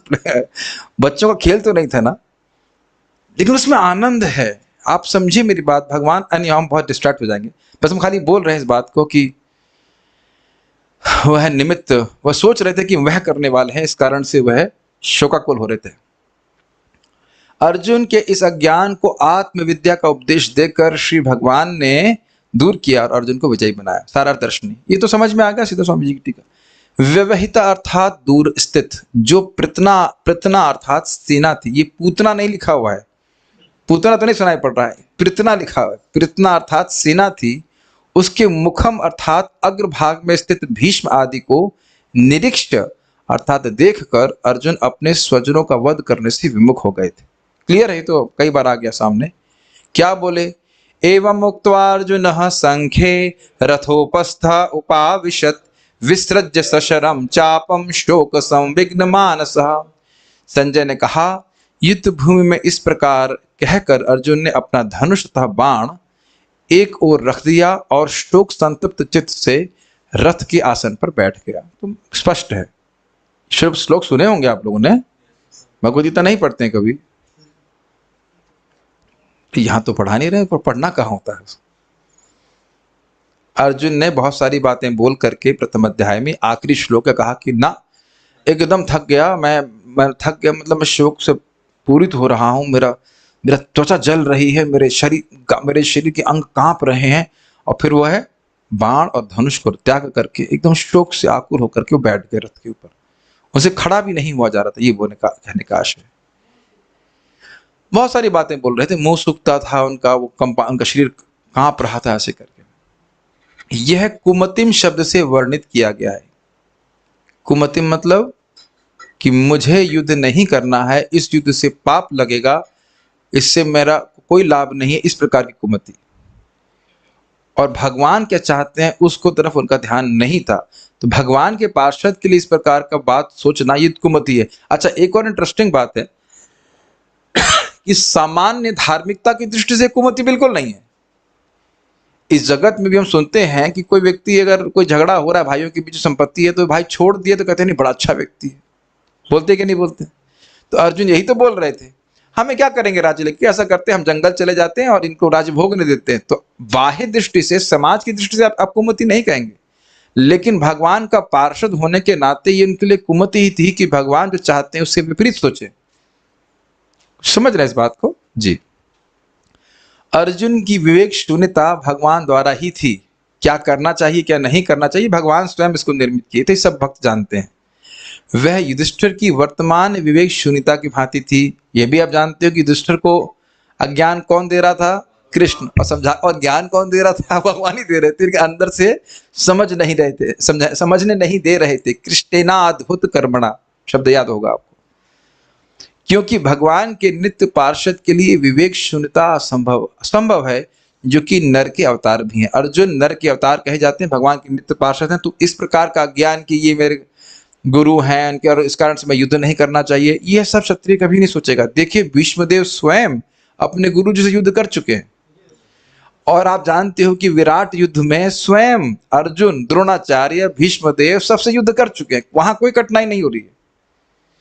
तो स्पष्ट समझ में आना चाहिए कि ये क्षत्रिय की दृष्टि से भी देखें और भगवान के अवतार होने के नाते भी कर्तव्य बुद्धि है रहते हैं। धर्म कम का पालन करना चाहे बाहर रूप से कितना भी कष्ट हो, तो ये केवल भगवान के द्वारा निर्मित अज्ञान था। कृष्ण ने यह भगवद गीता को प्रकाशित करने हेतु किया था, जो कृष्ण के तत्व को ज्ञापित करने के द्वारा पूरे जगत का उद्धार करती। तो भीष्मदेव भगवान के कृपालुता का भी स्मरण कर रहे हैं कि अपने मित्र को समझाने के बहाने, जिनको समझाने की कोई जरूरत नहीं थी वस्तुतः, क्योंकि वह तो पहले से ज्ञान में है, उन्होंने पूरे विश्व को उद्धार किया। महाराज इस पे बहुत सुंदर बोल रहे थे, कह रहे थे कि इस जगत में जो भी महान विचारक है, गांधी जी हैं, अरविंद हैं, वह सब गीता के अमृत से पले हैं। ये शब्द है महाराज, मुझे बहुत अच्छा लगा था। और बोल रहे थे, गांधी जी भी कहते थे कि जब भी मेरे जीवन में कुछ कष्ट, दुख, परेशानी आती है तो मैं गीता की शरण लेता हूं, और हमेशा मुझे कुछ मतलब एक आलोक प्राप्त होता है। तो अगर हम रोज भगवत गीता पढ़ेंगे, भागवत पढ़ेंगे, तो क्यों नहीं हमारे जीवन में प्रसन्नता रहेगी। ये बारंबार समझ लीजिए कि अगर रोज हम शास्त्र श्रवण कर रहे हैं तो जीवन में हमारे शोक नहीं हो सकता है। अगर वाकई हम श्रवण कर रहे हैं, भगवान का नाम जप कर रहे हैं और नियमित रूप से शास्त्र श्रवण कर रहे हैं, तो हमारी ऐसी बुद्धि का निर्माण हो जाएगा कि हम दुनिया को देखने का, हमारी दृष्टि ही परिवर्तित हो जाएगी, बशर्ते देखें, श्रवण हम रोज करें। It really effects. क्या आप लोग को ऐसा नहीं लग रहा है? शास्त्र दृष्टि का निर्माण होने लगता है तो व्यक्ति परेशान नहीं होता है। You can not compare a person who's hearing and reading and shastra every day and his vision is completely different from a person who's not doing it. जो व्यक्ति नियमित रूप से भागवत पढ़ रहा है, जप कर रहा है, गीता सुन रहा है, पढ़ रहा है, उसकी दृष्टि ही अलग है, किसी भी अवस्था में हो ही जाएगी। आप लोग को कुछ नहीं महसूस हो रहा है इस प्रकार से? पता नहीं आप लोग को हो रहा है कि नहीं, लेकिन पढ़ाने के नाते मुझे तो बहुत अनुभव हो रहा है। एकदम चेंज हो जाता है। कोई अपने गुण की बात नहीं कर रहा हूं, ये शास्त्र के संपर्क के बारे में बात कर रहा हूं। बिल्कुल मोह नष्ट होता है। आत्मविद्या का अर्थ है कृष्ण में निष्ठ ज्ञान। मतलब भगवान ने स्वयं बताया कि वह भगवान हैं, सभी ऋषियों के उन्हीं से आते हैं, इत्यादि इत्यादि। भगवान ने गीता में जो बातें बताई हैं उस सब बताया, उसके द्वारा उनका ज्ञान नष्ट हुआ। और उसको स्वयं अर्जुन कहते हैं, क्या श्लोक में है वो, नष्टो मोह स्मृतिर्लब्ध्वा तत्प्रसादा मयाच्युत। फिर अच्युत शब्द आ गया, मेरा मोह नष्ट हो गया। नष्ट मोह स्मृतिर्लब्धा, मेरे को स्मृति आ गई कि मुझे क्या करना है। तत्प्रसादा मयाच्युत, आपकी कृपा से हे अच्युत। अच्युत अर्थात जो अपने भक्तों पे कृपा करने से कभी नहीं चूकते। तो समझ लेना होगा कि जिस प्रकार से अर्जुन का मोह नष्ट हुआ, उनको स्मृति प्राप्त हुई, हमको भी स्पष्ट रूप से समझ में आ जाएगा, हमारा भी मोह नष्ट हो जाएगा। हम समझ पाएंगे कि हमें क्या करना है, और बेसिकली करना है भगवान की आज्ञा का पालन करना। तात्पर्य, राजाओं तथा सेनापतियों को लड़ने वाले सैनिकों के समक्ष खड़ा होना पड़ता था। तो प्रभुपाद जी थोड़ा सा उस पे ले रहे हैं कि प्रतनाम मुखम पे, ऐसा नहीं था कि वो अपने तंबू में बैठे हुए थे, वीडियो गेम खेल रहे हो और इधर युद्ध हो रहा हो। वास्तविक युद्ध की प्रणाली यही है। तब राजा तथा सेनापति आज के तथाकथित राष्ट्रपति या रक्षा मंत्री जैसे नहीं होते थे। जब बेचारे सैनिक या भाड़े के सिपाही एक दूसरे से आमने सामने लड़ रहे होते थे, तो राजा या सेनापति घर में बैठे नहीं रह सकते थे। प्रभुपाद जी का तात्पर्य तो एकदम अद्भुत ही है। कटाक्ष नहीं छोड़ते प्रभुपाद। यह आधुनिक प्रजातंत्र का विधान हो सकता है, लेकिन जब वास्तविक राजतंत्र था तो सम्राट ऐसे नहीं होते थे जो योग्यता पर विचार किए बिना चुने जाने वाले कायरों जैसे हों। तो स्पष्ट है, व्याख्या की आवश्यकता नहीं है। जैसा कि कुरुक्षेत्र के युद्धस्थल से स्पष्ट है, दोनों पक्षों के कार्यकारी प्रधान यथा द्रोण, भीष्म, अर्जुन तथा दुर्योधन सोए हुए नहीं थे। वे सभी ऐसे युद्ध में भाग ले रहे थे जो लोक आवास के स्थानों से कहीं दूर संपन्न होने जा रहा था। बहुत अच्छी बात है। इसका अर्थ यह हुआ कि निर्दोष नागरिक प्रतिद्वंद्वी राजसी दलों के युद्ध के प्रभावों से बचे रहते थे। कितना विपरीत है ना अभी की स्थिति। हो सकता, मैंने कई बार बोला तो हम लोग भागवत डिस्कशन कर रहे हैं, ऊपर से कोई बॉम्ब गिरा दे, तो हमने कौन सा किस पे बॉम्ब गिराया, किसी तो कुछ है नहीं। और हम बारंबार देखते हैं प्रभुपाद जी के समय में भी, जब प्रभुपाद जी कचौड़ी तल रहे थे तो वहां देखा कि बूम बूम बॉम्ब गिर रहा है, प्रभुपाद जी आराम से निर्भीक होकर के कृष्ण के लिए कचौड़ी तल रहे थे। सब जानते हैं इस बात को, लेकिन ये कोई लॉजिकल नहीं लगता ना। जो व्यक्ति के पास ना कोई हथियार है, ना जो उस पर हथियार गिरा रहा है उसकी कोई दुश्मनी है, उस पर बॉम्ब गिराए जा रहे हैं, तो ये कैसा युद्ध हुआ। ये कायरों का युद्ध है एक्चुअली। मुझे तो कोई भक्त बता रहे थे कि आजकल के ज़माने में जो प्लेन चला रहा है वो ऐसी वीडियो गेम की तरह, उसके लिए वो ऑफिस में जाएगा, वीडियो गेम खेलेगा और उधर से ड्रोन चल के किसी को मार के चला जाएगा। ये कैसा युद्ध है। ये धर्म युद्ध बिल्कुल भी नहीं। ऐसे युद्ध में जो कुछ हो रहा होता था उसे नागरिकों द्वारा देखे जाने की कोई आवश्यकता न थी। क्लियर समझ में आ रहा है। उन्हें कोई मतलब नहीं था कौन राज्य कर रहा है। उन्हें तो अपने आय का चौथा भाग शासक को देना होता था, चाहे वह अर्जुन हो या दुर्योधन। कुरुक्षेत्र के युद्ध में दोनों दलों के सेना नायक आमने सामने खड़े थे। अर्जुन ने उन्हें अत्यंत करुणा से देखा तथा पछताने लगा कि राज्य लिप्सा के कारण वह अपने स्वजनों को ही मार डालेगा। स्वजन वधाद विमुखस्य दोष बुद्धिया। इसकी व्याख्या की आवश्यकता नहीं है, अभी मैं पढ़ा चुका उसको। वह दुर्योधन द्वारा बनाए गए भयानक सैन्य व्यूह से रंच भर भी भयभीत नहीं था, लेकिन भगवानों का दयालु भक्त होने के कारण वह स्वाभाविक था कि उसे सांसारिक वस्तुओं से वैराग्य होता। अतएव उसने निश्चय किया कि वह सांसारिक वैभव के लिए युद्ध नहीं करेगा। ये याद आ रहा है, हमने आपको इंडिकेट किया था, स्वजन वधाद विमुखस्य। युद्ध से विमुख नहीं हो रहे हैं। ये क्षत्रिय का गुण कभी नहीं छोड़ रहे हैं कि वो युद्ध देकर डर रहे ना, युद्ध देकर नहीं डर रहे हैं, स्वजन के वध से डर रहे हैं। क्यों? कि इस वध से कुछ मुझे भौतिक भोग ही तो प्राप्त होगा, उसकी इच्छा तो पहले ही नहीं है। अरे आप ये देखिए कि हम थोड़ी बहुत भक्ति कर रहे हैं, संघर्ष कर रहे हैं भक्ति करने का, तब भी कितना वैराग्य आ जाता है जगत में, है ना। तो जो व्यक्ति प्रेमावस्था को प्राप्त है उसको जगत में किसी भी वस्तु में क्यों आसक्ति होगी। वो केवल कृष्ण में आसक्त थे। अगर आपको याद हो, शब्द था अनन्य विषयात्मा नाम, याद आ रहा है। पांडवों के सभी को, लाइन से सभी को, स्त्री हो पांडव हो, सभी को अनन्य विषयात्मा नाम, कृष्ण के अलावा उनके जीवन में और कोई विषय ही नहीं था। तो स्वाभाविक सी बात है कि जिस चीज को प्राप्त करने की इच्छा ही नहीं है और सहज रूप से, फिर समझ लीजिए कि भाव के स्तर पे ही जो हृदय है पूरी तरह पिघला हुआ रहता है, तो प्रेम स्तर वाले भक्त का हृदय कितना पिघला रहेगा तो हम कल्पना ही नहीं कर सकते। कुछ बातें समझ में आ रहा है ना। तो ऐसे करुण हृदय वाले व्यक्ति के लिए अपने स्वजनों का वध इसलिए करना ताकि कुछ भौतिक भोग प्राप्त हो जाए, तो बिल्कुल असंभव बात है ना। इसलिए कह रहे हैं, प्रभुपाद इस बात को समझा रहे हैं कि उनको बिल्कुल ये प्रयोजन शून्य युद्ध लग रहा था। लेकिन यह तो अल्प ज्ञान के कारण था, इसलिए कहा गया कि उसकी बुद्धि कलुषित हो गई थी। वह ये नहीं समझ पा रहे थे कि भगवान का क्या प्रयोजन है। युधिष्ठिर महाराज को राज्य बना करके पूरे विश्व में भक्ति को स्थापित करना, यह प्रयोजन था। वो ये नहीं समझ पा रहे थे। उसकी बुद्धि को कभी भी कलुषित नहीं होना चाहिए था, क्योंकि वह भगवान का भक्त तथा सखा था, जैसा कि भगवत गीता के 4 अध्याय में स्पष्ट है। भक्तोसी में सखा चेती रहस्यम ही तद उत्तमम। और आप इससे पहले भी देख चुके हैं कि जब धर्म संकट हुआ था अर्जुन के सामने, अर्जुन को भगवान ने क्या कहा था अश्वत्थामा के कंटेक्स्ट में, तुम वह भी करो जो मैं चाहता हूं, तुम यह भी करो जो द्रौपदी चाहती है, तुम जो भीमसेन चाहते हैं वह भी करो। तो भगवान क्या चाहते हैं वह अर्जुन समझ गए थे। तो यहां नहीं समझ पा रहे हैं, वो केवल भगवान की योजना के कारण है। उनके असामर्थ्य के कारण नहीं है। निश्चय ही अर्जुन की बुद्धि कलुषित हो गई थी, अन्यथा देहात्म बुद्धि के द्वारा भौतिक बंधन में पड़े कलुषित बद्ध जीवों के कल्याण के लिए भगवत गीता का उपदेश देने का अवसर कैसे प्राप्त हुआ था। पार्थो वत्स सुधीर भोक्ता दुग्धम गीता मृतम महत, सर्वोपनिषदो गावो दोग्धा गोपाल नंदना, पार्थो वत्स सुधीर भोक्ता दुग्धम गीता मृतम महत। सारे उपनिषद रूपी गाय जो है, सर्व उपनिषदो गावो दोग्धा गोपाल नंदना, उसका दोहन कौन कर रहा है? गोपाल कृष्ण। और कह रहे हैं पार्थो वत्स, भाई जब तक बछड़ा नहीं आएगा तो दूध तो देगी नहीं गाय।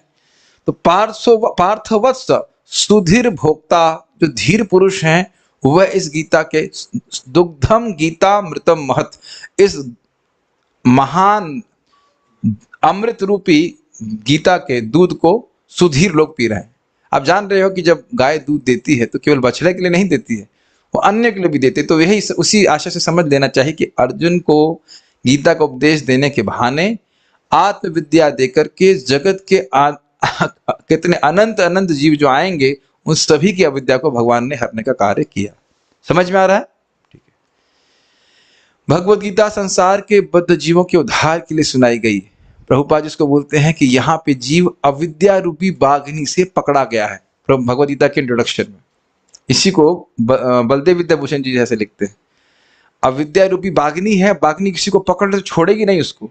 तो उसी तरह अपने स्वरूप की स्वरूप की विस्मृति एक जो अविद्या के कारण होती है, ये एक बाघनी की तरह है जो छोड़ नहीं रही है, इज इट नॉट?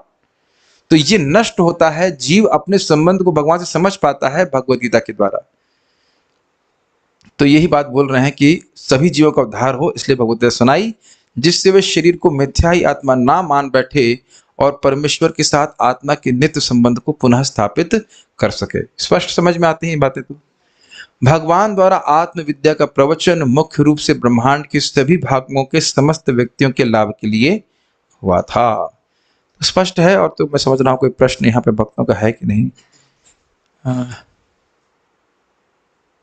कह रहे हैं कि दोष बुद्धि के बारे में बताएं। देखिए, दोष बुद्धि का मतलब होता है फॉल्ट।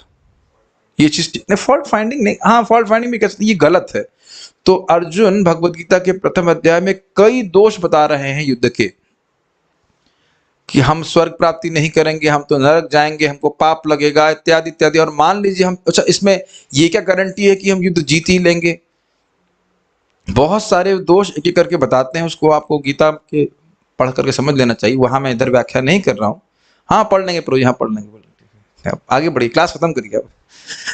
ठीक है, जो भी है, तो वहां पे आप विभिन्न दोषों को देख सकते हैं। तो उस दोष बुद्धि के कारण उनका युद्ध का उत्साह बिल्कुल समाप्त हो गया था। तो ये बात बोल रहे हैं, और ये अज्ञान भी भगवान के द्वारा जनित था। ठीक है, और तो यहाँ पे कुछ प्रश्न नहीं किया गया है, तो हम यहाँ रुकते हैं।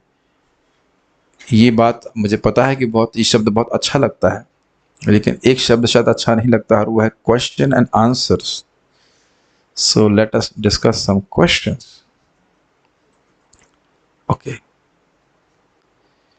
देखिए आपको लग रहा होगा कि इस प्रश्नोत्तर का कोई महत्व नहीं है, लेकिन एकदम हठात पूछ ले जाए कि पिछला श्लोक क्या था, तो एकदम से याद भी नहीं रहेगा।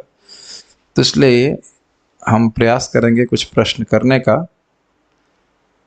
35वें श्लोक के ऊपर है, और हम सामने भक्त जो बैठे हैं उनसे भी प्रश्न करेंगे। कभी कभी आप लोग सोचते होंगे तो जूम पे बच्चों पे जाएगा, लेकिन नहीं, आप भी लोग सामने हैं तो उनको पूछूंगा। युद्ध स्थल के बीच में स्थित रथ पर भगवान श्री कृष्ण ने शत्रु पक्ष की आयु किस प्रकार क्षीण कर दी, जिनमें भीष्मदेव गाढ़ रति क्यों प्रार्थना कर रहे हैं? दो भाग हैं उसके। शत्रु पक्ष की आयु किस प्रकार क्षीण कर दी, आप बताइए, माइक बताइए। देखिए, ऐसे लगेगा कि हमें याद है, लेकिन एकदम से स्पॉट पे डालूंगा तो आपको शायद कठिनाई होगी। बोलिए। आयु छीन कर दी, इसका मतलब कि उन्हें पहले ही समझ लिया था कि उनको मारना है, उसके बाद किस प्रकार क्षीण कर दी? दृष्टि मात्र से। बहुत इजी क्वेश्चन था, घबराइए मत। और भीष्मदेव भगवान में गाढ़ रति की प्रार्थना क्यों कर रहे हैं? 35वें श्लोक के अनुसार। माइक दीजिए माता जी को। इधर एक माइक उधर पहुंचा दे, एक माइक इधर पहुंचा सकते हैं, ये वाला पहुंचेगा उधर। चलिए मैं जूम के डिवोटीज को पूछ लेता हूँ, कोई अरे कोई हाथ ही नहीं खड़ा कर रहा है, बाकी लोग गायब हैं। वृंदावन से वापस जाने का शौक लग गया क्या? जो लोग यहाँ तो गायब ही हैं, दिख ही नहीं रहे कोई। एनीवेज, हाँ बोलिए, माइक पहुंच रहा हो तो बताइए। प्रभु जी, वो विष्णुदेव गाड़ रही उनमें इसलिए प्रार्थना कर रहे हैं क्योंकि भगवान ने ऐसी व्यवस्था की कि अपनी दृष्टिपात से उन सबकी आयु पहले क्षीण कर दी। जो जितने भी सैनिक मरने वाले थे किसी भी तरीके से, अभी वो कितना भी उन्होंने पाप किया था, अब वो सीधे भगवत धाम को जाएंगे, उन्हें भगवान का दर्शन प्राप्त हो रहा था। तो इस तरह से वो शत्रु पक्ष पे भी कृपालु हो रहे थे। तो ऐसे भगवान यस, भगवान का कृपालुता भी प्रदर्शित होती है और अपने भक्त वात्सल्य भी भक्त प्रदर्शित होती वात्सल्य भी प्रतिष्ठित कर रहे थे है, कि इसलिए ऐसे भगवान में गाढ़ रति की प्रार्थना कर रहे हैं। ठीक है, देख लीजिए, ऐसा लग रहा है कि सब समझ में आ गया, लेकिन गुड। एनीवेज, सारार्थ दर्शनी के अनुसार अक्षणा बहुत इजी है, और हृतवती का अर्थ समझाइए। Sarvesh Prabhu, our chanter is also wants to answer, go ahead. आज जूम में सब लोग सो रहे हैं तो आप लोग उत्तर कर सकते हैं। ओह, प्रिय श्रेयसी इज देयर। रेवती माता जी, seems that you are only joining for questions or what? ठीक है, anyways, ठीक है, we'll give chance to first our Hare Krishna. devotee and then we'll give next question. यहाँ पे अक्षणा शब्द का अर्थ है कि भगवान इंगित कर रहे हैं कि ये भीष्म है और ये द्रोणाचार्य, लाइक दैट। ठीक है, गलत नहीं बोल रहे हैं, लेकिन ओके, सर्वेश प्रभु, नो प्रॉब्लम। आपने सुना तो चीज था, वो बात सही है कि कैसे किया, लेकिन कुछ और इसमें स्पष्ट हो रहा है। बताइए, अक्षणा का अर्थ क्या है? अक्षरा का अर्थ है प्रभु जी यहाँ पे कि दृष्टिपात किया, बस केवल दृष्टि मात्र, देखने मात्र से आयु छीन कर दी। ठीक है, और ऋतवती मतलब हरास कर दिया, हरास कर दिया, कम कर दिया। हरास नहीं, हरास कर दिया। हरास बोलेंगे तो लोग समझेंगे हरास कर दिया, परेशान कर दिया। Okay, next one is going for Zoom. हमारा next missile is being launched on the Zoom devotees. Srila Prabhupada ji के तात्पर्य से युद्ध भूमि में सारे योद्धाओं को मोक्ष लाभ कैसे हुआ, एवं भगवान विपक्षियों पर कृपालु कैसे थे? हम जूम डिवोटीज को पूछते हैं। अमल कृष्णा, रेवती माता जी, प्रिय सवसी माता जी will give answer and then next one is going for Revati माता जी। yes please, इधर दिखा नहीं रहे। हाँ बोलिए। एक मिनट, आवाज क्यों नहीं आ रही? Sorry, hold on.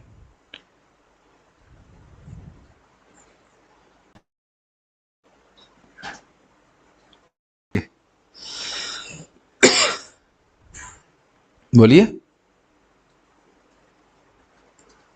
अरे अभी भी आवाज नहीं आ रही, ऐसा क्यों हो रहा है?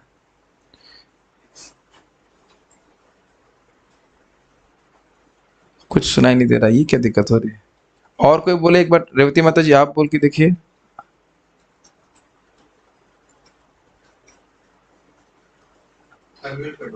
ओके, हरे कृष्ण प्रभु जी। हाँ कुछ आपके, हाँ ठीक है, आप उत्तर दे दीजिए, कोई दिक्कत नहीं। हाँ प्रभु जी, भगवान की व्यवस्था जो भी कुरुक्षेत्र वह भगवान का दर्शन प्राप्त करेगा, और भगवान का दर्शन प्राप्त करने से वह भगवान के वैकुंठ धाम को प्राप्त होगा एवं अपने मूल स्वरूप को प्राप्त होगा।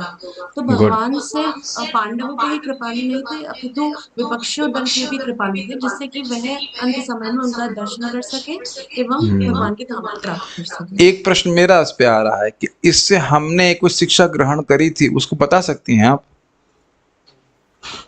प्रिय Shravasi Mata ji, would you like to answer? मैंने इस पे काफी एम्फोसाइज किया था। Maybe if you can hear you, I don't know, right? बोलिए। पता नहीं, इन लोग की बात सुनने पर यहाँ पे कुछ आप में से किसी को याद है कोई बात? ये बात बोल करके तात्पर्य में जो बात नहीं थी, बस खाली तात्पर्य वाली बात याद रहेगी, या कुछ क्लास वाली बात याद नहीं रहेगी? माता जी बोलना चाहती हैं, माइक है पास में उनके? ये बात जब बोली गई कि योद्धाओं पे, विपक्ष के योद्धाओं पे भगवान कृपालु हैं, तो हम लोगों ने अपने लिए क्या शिक्षा ग्रहण करी थी? माइक ऑन कर लीजिए, माइक ऑन कर लीजिए। कि जब सारी उम्र हम भगवान से लगे रहेंगे और अंतिम समय भी भगवान के विषय में सोचेंगे तब भी भगवान का धाम मिलेगा, तो भगवान साक्षात सामने थे तो सबको मोक्ष तो मिलना ही था। आपने घुमा दी बात, अब गलत तो नहीं बोला, आपने घुमा दी बात। ओके सर्वेश प्रभु, गलत नहीं बोला बात। जैसी स्थिति में सारे उम्र हम लगे रहेंगे जिस भी इच्छा में, तो नहीं होगा हमारा। आप गलत नहीं, हाँ ठीक है, अब हाँ आप कुछ आ रहा है बात, फिर भी उसको क्लियर कीजिए सर्वेश प्रभु। आपने गलत नहीं बोला, but just I want to hear exactly what I told. हाँ जी प्रभु जी, उसमें ये था कि जितने भी लोग थे उन्होंने मतलब कोई योजना नहीं बना करके किया था। हम योजना बना के जब भगवान का नाम स्मरण कर रहे हैं तो भगवान क्यों नहीं हमें। देखिए, एक तो योजना नहीं बनाई थी, वो आए चलो चलो भाई मुक्ति मिल रही है कुरुक्षेत्र के युद्ध में, चलो चलो, कोई पोस्टर लगा नहीं था, और भगवान की विपक्ष युद्ध कर रहे हैं, तब भगवान इतनी कृपा कर रहे हैं। तो अगर कोई जीवन भगवान की भक्ति करेगा तो क्यों भगवान की प्राप्ति नहीं कर पाए। और ये ध्यान दीजिए कि भगवान की योजना से प्राप्त करेगा। हम नहीं सोच रहे हैं कि कैसे प्राप्त होगा, वो लोग नहीं सोच रहे थे कैसे प्राप्त होगा, लेकिन भगवान की योजना से प्राप्त होगा। वेरी इंस्पिरेशनल पॉइंट अगर आप विचार करें। इसमें एक पॉइंट ये भी भगवान में लगी रहेगी तो फिर कितना भगवान कृपा करेंगे। ठीक है, अगला एक पॉइंट ये भी बताया हाँ? आपने कि जब में जो प्रेरणा मिलती है वो भी भगवान की। हाँ, और भक्ति करने की जो प्रेरणा मिल रही है भी भगवान ही दे रहे हैं। स्वजनों का 36वां श्लोक देखिए, स्वजनों का वध करने से विमुख हुए अर्जुन के अज्ञान को भगवान श्री कृष्ण ने कैसे नष्ट किया। It is too easy. आत्मविद्या देखिए, भगवत गीता देखिए, केवल से अर्जुन का ज्ञान नष्ट हुआ, दूसरों का नहीं हुआ ना। नहीं, उसके बहाने सभी का हुआ, सबको पढ़ना चाहिए। श्रीधरी के अनुसार क्या केवल शत्रुओं की आयु छीन करके ही भगवान ने अर्जुन को विजय बनाया। Okay, give it to him, give it to him. Yes yes Vipin Prabhu. हाँ प्रभु जी, यहाँ पे ऐसे प्रतीत होता है कि भगवान ने अर्जुन का पक्ष लिया है, पर वास्तविक में वो अर्जुन का पक्ष लेके जो विपक्ष अर्जुन के जो विपक्षी है उनका भी भगवान उद्धार कर रहे हैं। प्रश्न क्या है? देख रहे हैं प्रश्न क्या है, बताइए। और अगर आप उत्तर नहीं दे पाए तो आपके बगल में Ashu Kavi Prabhu will give ashu answer. Ashu means quick answer. I will not let you remain introvert, you have to answer. Give the mic to him. Okay,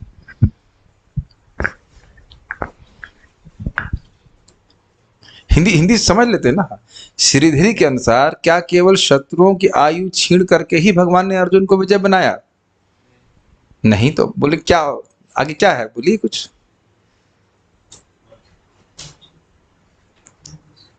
question is getting pass to Zoom devotees. Sadashiv Prabhu. Okay, yes. Kaunte Mata ji, hold on, Kaunte Mata ji want to speak. Sorry, Kaunte Mata ji नहीं, कौनते प्रभु and Sharad Purnima माता जी। आप लोग आपके नाम के अगर ऐसे बैठे हुए तो कौनते माता जी के नाम है आगे, प्रभु जी के नाम आगे शरद पूर्णिमा है, इसलिए गलती हो गई। ओके माता जी, प्लीज गो अहेड। उन्होंने अर्जुन के अज्ञान को दूर किया। यस, अगर अर्जुन के अज्ञान को दूर नहीं करते तो वो युद्ध ही नहीं करते, तो विजय कैसे प्राप्त होती। ठीक है, नो प्रॉब्लम, नो प्रॉब्लम। सारार्थ दर्शनी के अनुसार, वैसे बहुत इजी है, व्यवहिता प्रतना मुखम का अर्थ समझाइए। You want to answer, please go ahead. Mic पे बोलिए, गलती हो तो सब लोग सुनेंगे। व्यवहिता मींस माइक पे बोलिए, माइक पे। हाँ, व्यवहिता means दुरासन, प्रतना Mokham means soldiers who. आराम से जल्दी बोलो, क्या बोलना चाहते हो, समझ नहीं आ रहा, क्या बोल माइक पे बोलिए, सब लोग सुनेंगे। व्यवहिता प्रतना मुखम का माइक पे बोलना सीखो, स्टैंड लगाना पड़ेगा। हाँ। जी, व्यवहिता प्रतना मुखम का अर्थ है कि जो दूरस्थ में सेना खड़ी थी, जैसे भीष्म द्रोण आदि, उनको वो बता उनको देखा। मुखम मतलब सेना के अग्रभाग में देखा। Very good. और इसका अर्थ समझ देना चाहिए कि उनको देखा मतलब अज्ञान उत्पन्न होने लगा उनके चेहरे को देख करके। इस पर मुझे हंसी आ रही है। महाराज बोल रहे थे कि कभी कोई व्यक्ति अपनी पत्नी से झगड़ा करके चला गया, फिर लौट के आता है, कहता है तुम्हारी तुम शक्ल भी नहीं दिखना चाहती, जो बच्चे इनका मुख देख करके वापस आ रहा हूं। तो मुख से बड़ा आसक्ति होती है, देख रहे हैं। और कभी कभी बच्चों से हताश होकर चला जाता है तो कहता है तुम नालायकों की वजह से तुम्हें कभी आने वाला नहीं था, तुम्हारी माँ का चेहरा देख करके वापस आ गया। तो चेहरा देखने से बहुत अज्ञान होता है, मैं उससे बोल रहा हूँ। चलिए, चौथा, अर्जुन के लिए कुमति होना असंभव था, तो फिर भगवान ने यह किस हेतु से किया। ये बहुत इजी है, फिर भी मैं किसको चांस दूं। प्रिय Shrava Mata ji, you want to answer, please go ahead. Hare Krishna Prabhu. Arjun के लिए कुपित होना असंभव था, क्योंकि वो भगवान के प्रिय सखे थे। उनकी भगवान में अनित्य अनन्य निष्ठा भाव भक्ति थी। वो भगवान को अच्छी तरह जानते थे कि जो भी कर रहे हैं वो सब ठीक है। और इस तरह से उन्होंने जो भी गीता का भगवत गीता का ज्ञान दिया है वो केवल अर्जुन के लिए नहीं है, बल्कि सांसारिक लोगों के लिए दिया है, जिससे वो अपने दुख की निवृत्ति कर सकें। ओके, ठीक है। तो अर्जुन के लिए कुमति होना असंभव इसलिए था कि उनके भगवान के नित्य पार्षद हैं, और भगवान ने किस हेतु से किया? ताकि अज्ञान उत्पन्न करके सभी को ज्ञान प्रदान कर सकें। ओके, यहाँ पे अब भी है आत्मविद्या का अर्थ क्या है? ओके, विवेक प्रभु के नाम से the mic please. Shri Krishna में निष्ठ ज्ञान, या भगवान कृष्ण में निष्ठ ज्ञान। ये नहीं कि बस निराकार इत्यादि इत्यादि। कभी कभी लोग सत्संग में जाते हैं, लेकिन सत्संग में यही बोला जाता है बारंबार कि ईश्वर निराकार है, तो वह आत्मविद्या नहीं है। आखिरी श्रील प्रभुपाद जी के तात्पर्य से कुरुक्षेत्र के युद्ध में आमने सामने खड़े सेनानायक को देखकर अर्जुन पछताने क्यों लगे? राहुल प्रभु बता दीजिए जल्दी से। क्योंकि ये समझ रहे थे कि ये तो मेरे से नहीं, आराम से। वो मेरे मतलब कि गुरु है, स्वजन है, उनको मैं कैसे मार सकता? हाँ, और उनको मारूंगा तो जो राज्य मिलेगा वह तो उनके खून से सना हुआ राज्य। Very good. Okay, so we shall stop here. हम पारायण करेंगे, पारायण कर लें? ठीक है, रोजी को पूछते हैं फॉर्मेलिटी के लिए। कल एकादशी है, तो कल सुबह 3 बजे से लेकर के रात्रि के 9 बजे तक हम लोग कुछ मीटिंग करने का प्रयास करेंगे। मीटिंग में आप जानते हैं क्या करेंगे? हरे कृष्णा कृष्णा कृष्णा हरे हरे, हरे राम राम राम हरे हरे। जो लोग जितना जप करना चाहते हैं करें, लेकिन पीठ नहीं दर्द करनी चाहिए। Okay, so let us now chant our parayan file. Okay, सूता सॉरी शेयर करना था।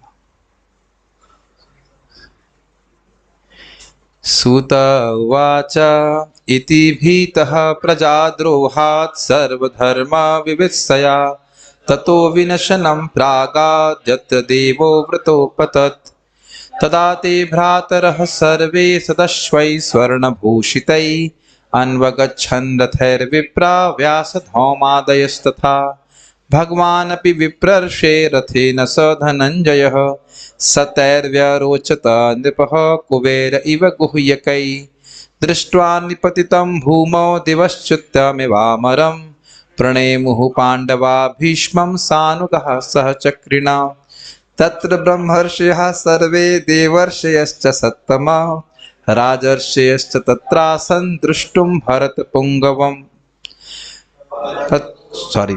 पर्वतो नारदो धौम्यो भगवान् बादरायणः बृहदश्वो भरद्वाजः सशिष्यो रेणुकासुतः वसिष्ठ इन्द्र प्रमदस्तृतो घृतः समदोषितः कक्षिमान् गौतमोत्रिश्च कौशिकोत्थः सुदर्शनः अन्य च मुनयो ब्रह्मन् ब्रह्मरातादयो मलाः शिष्यैरुपेत आजग्मुः कश्यपाङ्गीरसादयः तान् समेतान् महाभागान् उपलभ्य वसुत्तमः पूजयामास धर्मज्ञो देशकाल विभागवित् कृष्णं च तत्प्रभावज्ञ आसीनं जगदीश्वरं हृदयस्थं पूजयामास माययोपात विग्रहम् पाण्डुपुत्रानुपासीनान् प्रश्रय प्रेम संगतान् अभ्याचष्टानुरागाश्रैरन्धिभूतेन चक्षुषा अहो कष्टम अहो न्यायं यदयूयं धर्मनन्दनाः जीवितुं नार्हत क्लिष्टं विप्रधर्माच्युताश्रयाः संस्थिते यथिरथे पाण्डौ पृथा बाल प्रजावधू युष्मत्कृते बहून् क्लेशान् प्राप्ता तूकवती मुहुः सर्वं कालकृतं मन्ये भवतां च यदप्रियं सपालो यदवशे लोको वायुरिव घनावलिः यत्र धर्मसुतो राजा गदापाणिर्वृकोदरः कृष्णो स्त्री गाण्डीवं चापं सुहृत्कृष्णस्ततो विपत् न हि यस्य कर्हितिद् राजन् पुमान् वेद विधित्सितं यद् विजिज्ञासया युक्ता मुह्यन्ति कवयोऽपि तस्मादिदं दैवतन्त्रं व्यवस्य भरतर्षभ तस्यानुविहितो नाथ पाहि प्रजः प्रभो एष वै भगवान् साक्षात् आद्यो नारायणः पुमान् मोहयन् मायया लोकं गूढश्चरति वृष्णिषु हास्यानुभावं भगवान् वेद गुह्यतमं शिवः देवर्षिर्नारदः साक्षात् भगवान् कपिलो नृप यं मन्यसे मातुलेयं प्रियं मित्रं सुहृत्तमम् अकरहो सचिवं दीतं सौहृदादथ सारथिम् सर्वात्मनः समदृशो हि द्वयस्यानहं कृते तत्कृतं मतिवैषम्यं निरवध्यस्य न क्वचित् तथाप्येकांत भक्तेषु पश्य भूपानुकंपितं यन्मे संस्त्यजतः साक्षात् कृष्णो दर्शनमागतः भक्त्यावेश मनो यस्मिन् वाचा यन्नाम कीर्तयन् तजन् कलेवरं योगी मुच्यते काम कर्मभिः सदेव देवो भगवान् प्रतीक्षताम् सदैव देवो भगवान् प्रतीक्षताम् कलेवरं यावदिदं हि नौम्यहम् प्रसन्नहासारुणलोचनो लसन् मुखाम्बुजो ध्यानपतः चतुर्भुजः सूत उवाच युधिष्ठिरस्तदा कर्णया शयानं शरपञ्जरे अपृच्छद् विविधान् धर्मान् ऋषीणां चानुशृण्वताम् पुरुष स्वभाव विहितान् यथा वर्णम यथाश्रमं वैराग्यरागोपाधिभ्याम् आम्नतो उभय लक्षणां दान धर्मान् राजधर्मान् मोक्ष धर्मान् विभागशः स्त्री धर्मान् भगवत धर्मान् समास व्यास योगतः धर्मार्थ काम मोक्षांश्च सहोपायान् यथा मुने नानाख्यान इतिहासेषु वर्णयामास तत्त्ववित् धर्मं प्रवदतस्तस्य सकालः प्रत्युपस्थितः यो योगिनश्छन्द मृत्योर्वाञ्छितस्तोत्तरायणः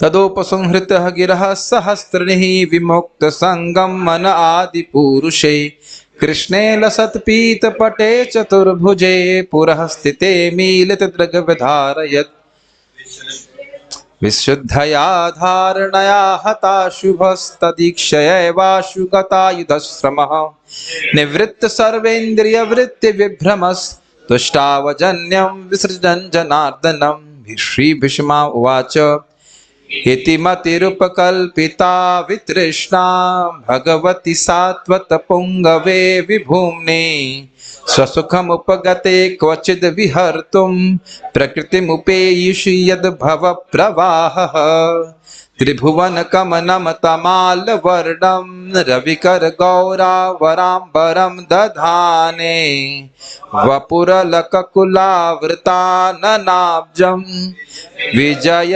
सखेरतिरस्तु मे नवद्या युधितुरगरजो विधूम्रवेश्वक् कचलुलितश्रमवार्यलङ्कृतास्ये मम निशितशैर्विभिद्यमान त्वचि विलसक्वचेस्तु कृष्ण आत्मा सपदि सखी वचो निशम्य मध्ये निज परयोर्बलयोरथं निवेश्य स्थितवती पर सैनिकायुरक्षणा हृतवती पार्थ सखे रतिर्ममास्तु व्यवहित पृतना मुखं निरीक्ष्य स्वजनवधाद् विमुखस्य दोषबुद्ध्या कुमति महरत् आत्मविद्यया यश्चरणरतिः परमस्य तस्य मेस्तु स्वनिगममपहाय मत्प्रतिज्ञां ऋतमधिकर्तुमवप्लुतो रथस्थः धृतरथचरणोऽभ्ययाचलद्गुर्हरिरिव हन्तुमिभं गतोत्तरीयः शितविशिखिहतो विशीर्णदंशः शतज परिप्लुत आततायिनो मे प्रसभमभिससार मदवधार्थं सभवतु मे भगवान् गतिर्मुकुन्दः विजय रथ कुटुम्ब आततोत्रे धृतहयरश्मिनितच्छ्रये क्षणीये भगवती रतिरस्तु मे मुमूर्षोर्यमिह निरीक्ष्य हता गतः स्वरूपं ललितगतिविलासवल्गुहास प्रणय निरीक्षण कल्पितोरुमाना कृतमनुकृतवत्य उन्मदान्धा परकृतिमग्न किल यस्य गोपवध्वः मुनिगण नृपवर्य संकुलेन्तः सदसि युधिष्ठिर राजसूय एषाम् अर्हणमुपपेद इक्षणीयो मम दृशिगोचर एष आविरात्मा तमिममहमजं शरीरभाजाम् हृदि दिष्टितमात्मकल्पितानां प्रतिदृशमिव नैकधार्कमेकं समधिगतोऽस्मि विधूतमेदमोहः। सूत उवाच कृष्ण एवं भगवती मनोवाक्दृष्टिवृत्तिभिः आत्मन्य आत्मानम् आवेश्य सोऽन्तः श्वास उपारमत्। सम्पद्यमानमाज्ञाया भीष्मं ब्रह्मणि निष्कले सर्वे बभूवुस्ते तूष्णीं वयांसि वदिनात्यये। तत्र दुन्दुभयो नेदुर्देवमानववादिताः शिशंसुः साधवो राज्ञां खातपेतुः पुष्पवृष्टयः। तस्य निर्हरणादीनि सम्परेतस्य भार्गव युधिष्ठिरः कारयित्वा मुहूर्तं दुःखितोऽभवत्। तुष्टुवुर्मुनयो हृष्टा कृष्णं तद्गुह्यनामभिः ततस्ते कृष्णहृदयः स्वश्रामान् प्रययुः पुनः।